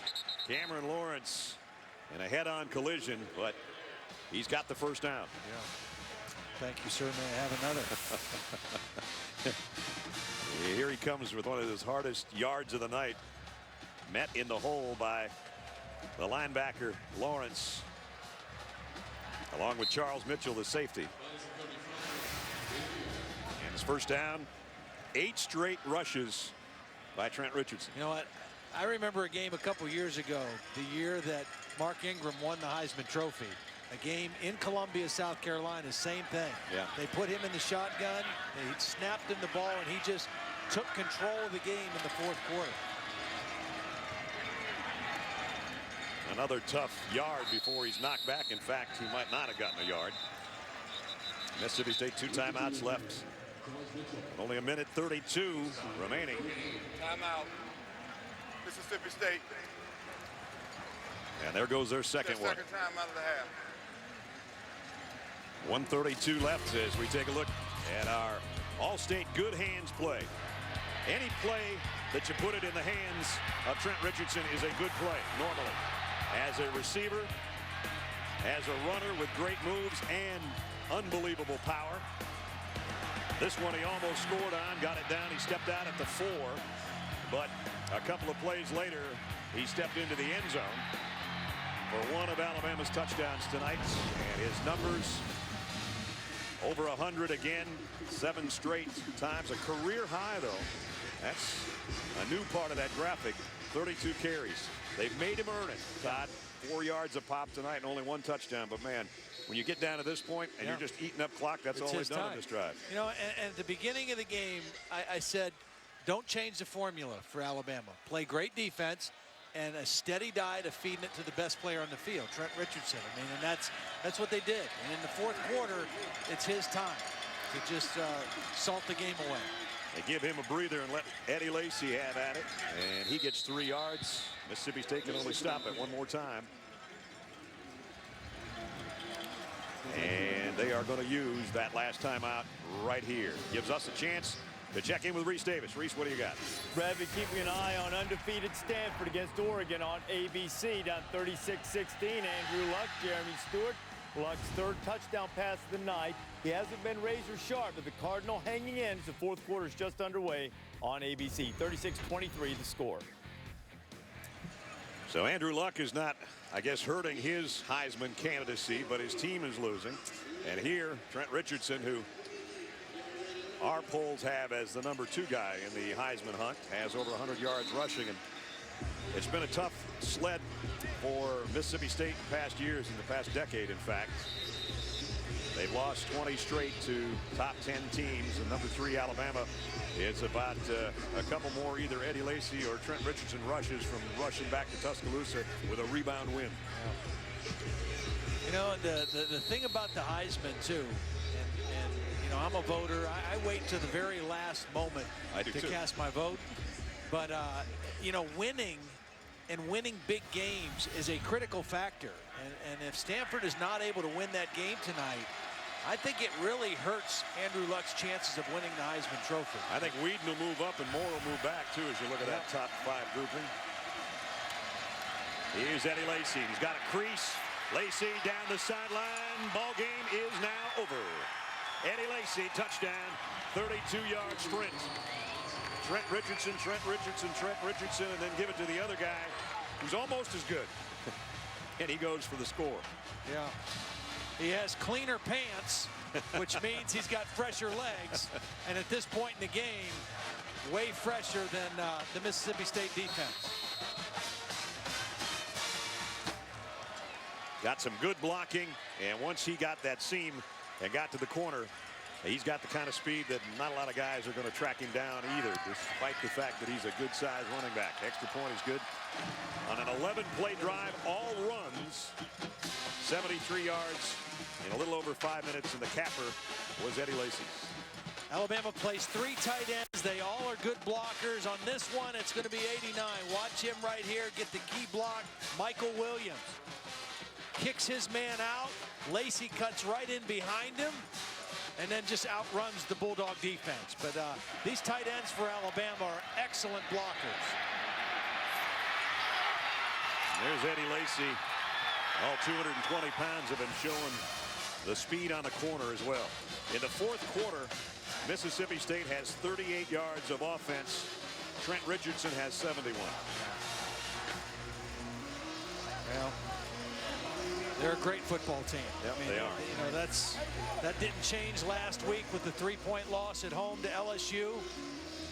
You know, in that game, they outgained LSU 295 to 239 yards. Their problem last week was they had 7 trips inside of LSU's territory, but they had 7 negative plays once they got in there, and they missed 4 field goals. I mean, they did a lot of things well enough to win that game, but made too many mistakes. The last killer for him last week was negative plays in overtime. Didn't give himself a chance at the field goal. Perkins, who had a 69-yard kickoff return earlier, gets to the 30 this time.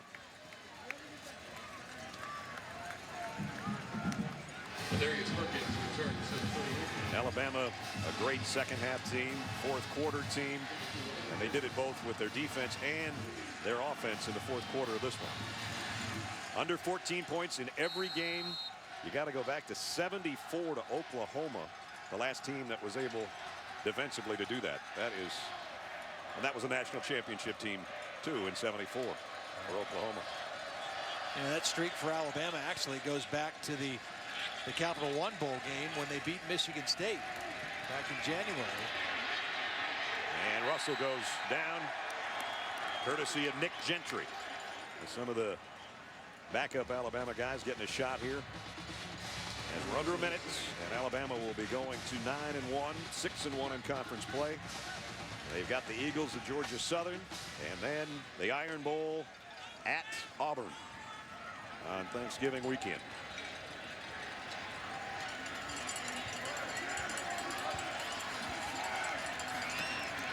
Russell going to throw it short. Ballard brought down by Hightower, and we're down to the final couple of plays here. So it's going to be a 5-5 record for Mississippi State. Some tough losses. They played very well tonight. Tough against a better opponent, but they showed a lot of resolve just getting back in this game in the fourth quarter. And that's probably going to be the final play of the ball game. 24-7. So the answer to our question about 3.5 hours ago, could Alabama rebound and shake off that disappointing loss to LSU last week? The answer, yes. 9-1 for Alabama, 6-1 in conference play. As Coach Saban and Coach Mullen exchange a handshake at midfield. And a 24-7 win for the Tide, and Holly's on the field with Nick Saban. Coach, you told me earlier this week that you'd see the true character of your team with how they'd respond tonight. What character did you see? Well, we responded. I mean, I think Mississippi State has a good team. They played a lot of good teams close. You know, I mean, so we knew this was going to be a tough game, and, you know, there's a lot of things we could have done better. But I'm happy that we won because our guys competed hard, too. Coach, coming out in the second half, you said you had to run the ball better, but you started out passing it. How did that help open up the running game? Well, the way people play us on first down is they got so many people in the box, it makes it difficult to run it. So you got to pass the ball on first down. We made a lot of explosive plays on first down passes. So that's something we just got to continue to work on. Trent Richardson on that last touchdown drive, Coach, was just remarkable. How do you describe what he brings to your team? Well, he talked me into going for it on fourth down because I really wanted to punt. So that was his call, so he gets all the credit for that. And but you know, he did a great job tonight, make some tough yards. Eddie did a good job coming in there as well, but certainly got a lot of things to improve on. But I'm really proud of the way our guys came out and competed in this game tonight. Thank you, Coach. Thank you. So Trent Richardson can run, he can catch, he can coach even at times. He had a great second half tonight, and Ian Lacey and a great Alabama defense does the job. 24-7 is our final score. Sports Center is coming up next. The Tide rebound from a loss a week ago and win on the road here in Starkville tonight. For Todd Blackledge, Hallie Rowe, and our entire crew, Brad Nessler saying so long from Mississippi State. Sports Center is next.